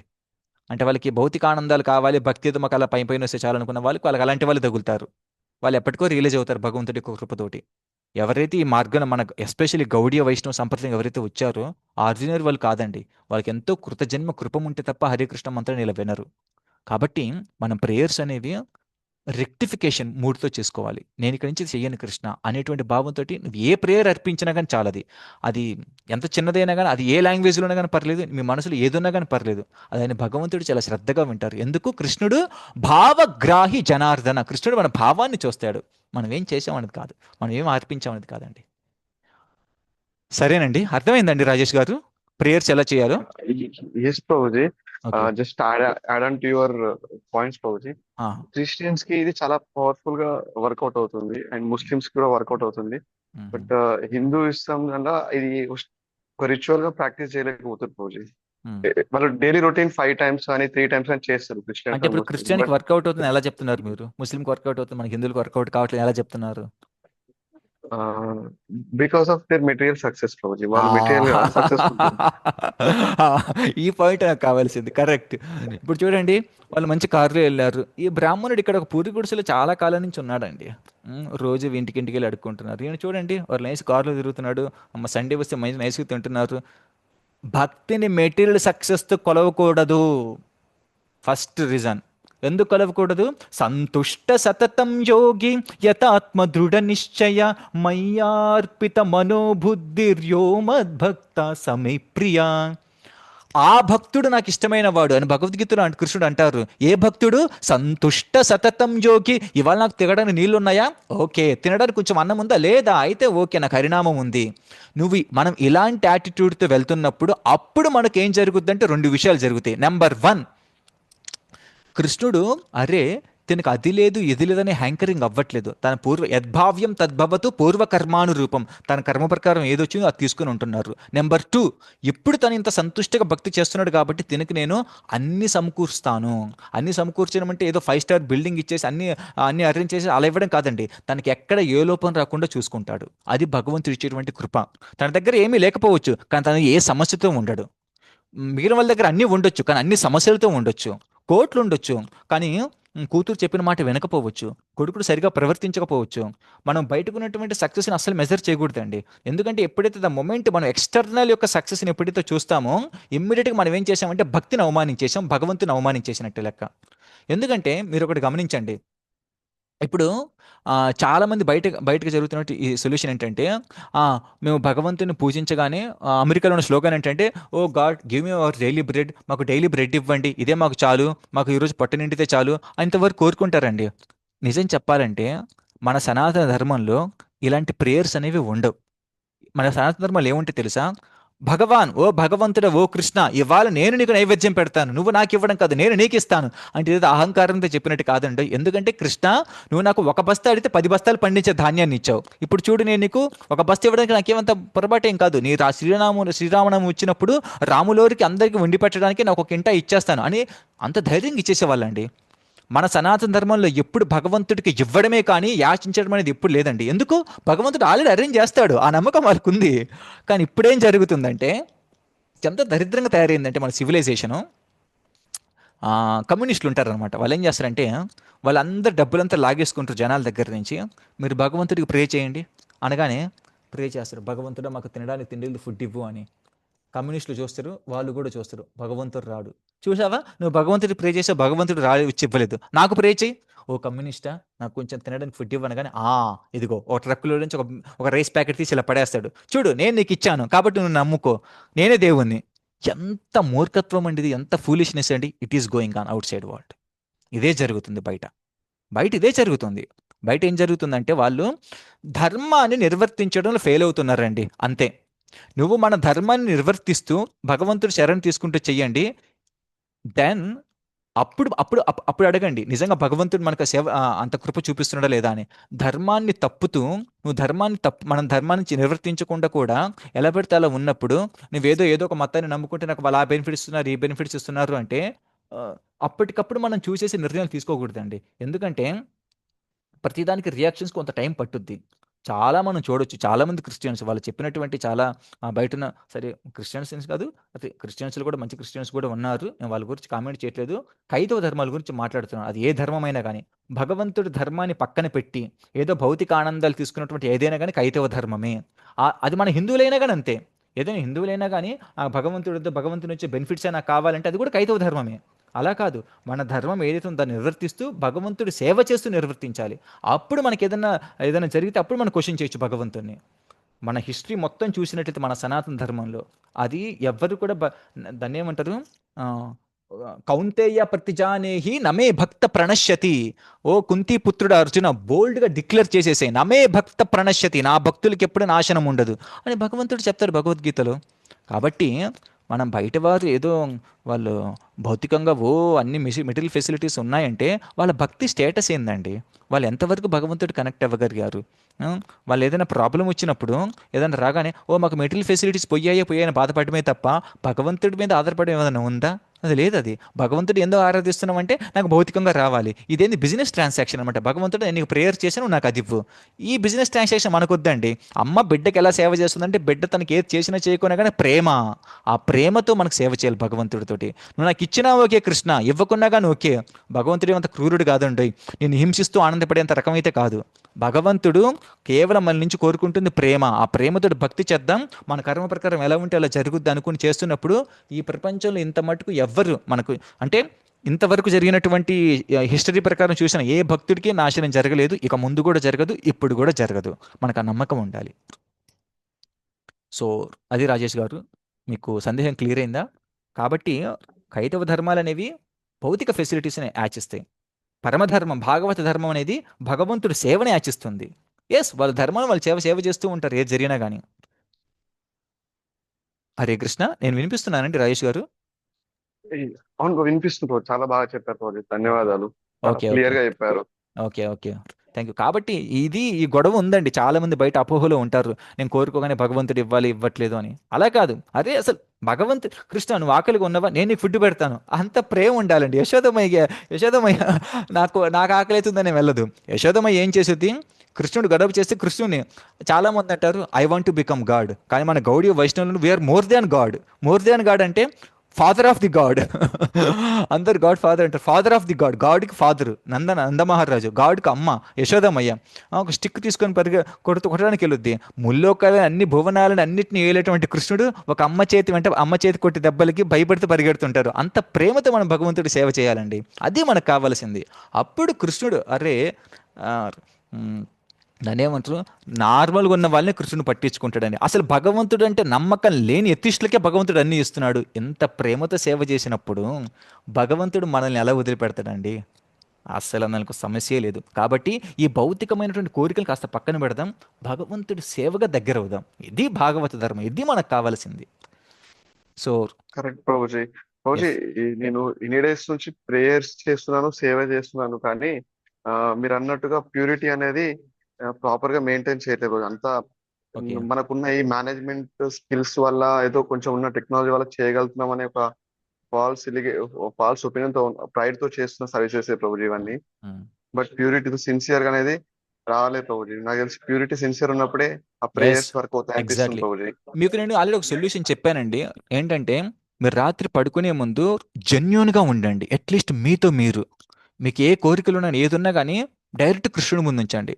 కృష్ణ చూడు, ఇంత నీచమైన కోరికలు ఇక్కడ ఉన్నాయి, పర్లేదు, నేను నీ షెల్టర్ తీసుకున్నాను, దయచేసి వాటిని ప్యూరిఫై చేసి నాకు మంచి కోరికలు ఇవ్వు, మంచి భావాలనివ్వు, మంచి బుద్ధినివ్వు, మంచి సంస్కారాలనివ్వు, మంచిగా ధర్మంలో ప్రవర్తించే విధంగా నాకు ఒక మంచి మార్గాన్ని చూపించు. అలాగ మనం కృష్ణుడికి ప్రేయర్ చేస్తున్నప్పుడు ఒక రా అన్నమాట. మనం ఏదో గొప్ప డివోటీస్ లాగా, ఏదో మనకు శుద్ధ భక్తుల్లాగా భగవంతుడి దగ్గరికి అలా మనం ఎలా ఉంటే అలా ఆఫరింగ్ ఇద్దామండి. ఒక రా మెటీరియల్ ఎలా ఉందో అలా ఇద్దాం డైరెక్ట్ కృష్ణుడికి కావాల్సింది అదేనండి. పైన కోటింగ్లు వేసింది బయట వాళ్ళు ఇస్తారు, అది కృష్ణుడికి అవద్దు. మనకు కృష్ణుడికి ఎలా ఉండాలంటే మనం ఎలా ఉన్నామో అలాగా. నేను ఇలాగ ఉన్నా కృష్ణ, ఎస్, కానీ రెడీగా ఉన్నాను మోడిఫై చేసుకోవడానికి, మోడిఫై అవ్వడానికి, ప్యూరిఫై అవ్వడానికి. దాన్ని ఏమంటారు, ఆ భావంలోతురి మనం ఆ ప్రేయర్స్ నుంచి, అక్కడి నుంచి మన ప్యూరిటీ స్టార్ట్ అవుద్ది. ఎప్పుడైతే మన జెన్యూనిటీ బయటకు వచ్చిద్దో ఆ జెన్యూనిటీ నుంచి మన ప్యూరిటీ స్టార్ట్ అవుద్ది. ఆ ప్యూరిటీ నుంచి మనకు దృఢ నిశ్చయం వచ్చింది, ఎస్ ఇక్కడి నుంచి నేను ఫాలో అవుతానని. అలా కాకుండా మనం ఎంతసేపటికి ఏదో కోజీగా కృష్ణ నేను శుద్ధ భక్తులు, నువ్వు నన్ను కాపాడుతుండు కృష్ణ. అరే నీ లెవెల్ ఏంటో ఫస్ట్ నువ్వు అర్థం చేసుకో అంటాడు కృష్ణ. కాబట్టి మన లెవెల్ ఏంటో మనం తెలుసుకుందాం, మనం జెన్యున్గా కృష్ణుడికి అప్రోచ్ అవుదాం. కృష్ణుడికి చెప్పకపోతే ఇంకెవరికి చెప్పుకుంటామండి, భగవంతుడికి చెప్పుకోకపోతే. కాబట్టి కనీసం భగవంతుడి ముందు ఓపెన్గా ఉందాం. భగవంతుడు ఖచ్చితంగా మనకు ప్యూర్ హార్ట్ని ఇస్తారు, దృఢ నిర్ణయాలు కూడా ఇస్తారండి. ఓకేనండి, చాలా టైం అయింది ఇవాళ. Sorry Prabhuji, thank you so much. చాలా ఓకే క్లియర్ చేశారు. ఓకే అందరూ ఒకసారి చెప్పండి, హరే కృష్ణ హరే కృష్ణ హరే కృష్ణ కృష్ణ కృష్ణ కృష్ణ హరే కృష్ణ హరే హరే హరే హరే రామ హరే హరే రామ రామ రామ రామ హరే రామ హరే. హరే హరే. ఈ నామాన్ని ప్రతిరోజు జపిస్తుండండి, ఎక్కువ సమయాన్ని కేటాయిస్తూ ఉండండి. భగవంతుడికి భగవంతుడి భక్తులకి సేవ చేస్తూ ఉండండి. హరే కృష్ణ. క్షమించండి, నేను తప్పుగా మాట్లాడినా, కొంచెం ఆవేశం ఏదో మాట్లాడినా కానీ మీ అందరి బ్లెస్సింగ్స్ కూడా నాకు కావాలి. మళ్ళీ మనం వచ్చే వారం కలుసుకుందాం. ఓకే. హరే కృష్ణ. హరే కృష్ణ బాబుజీ, దండోత్పన్నం. హరే కృష్ణ.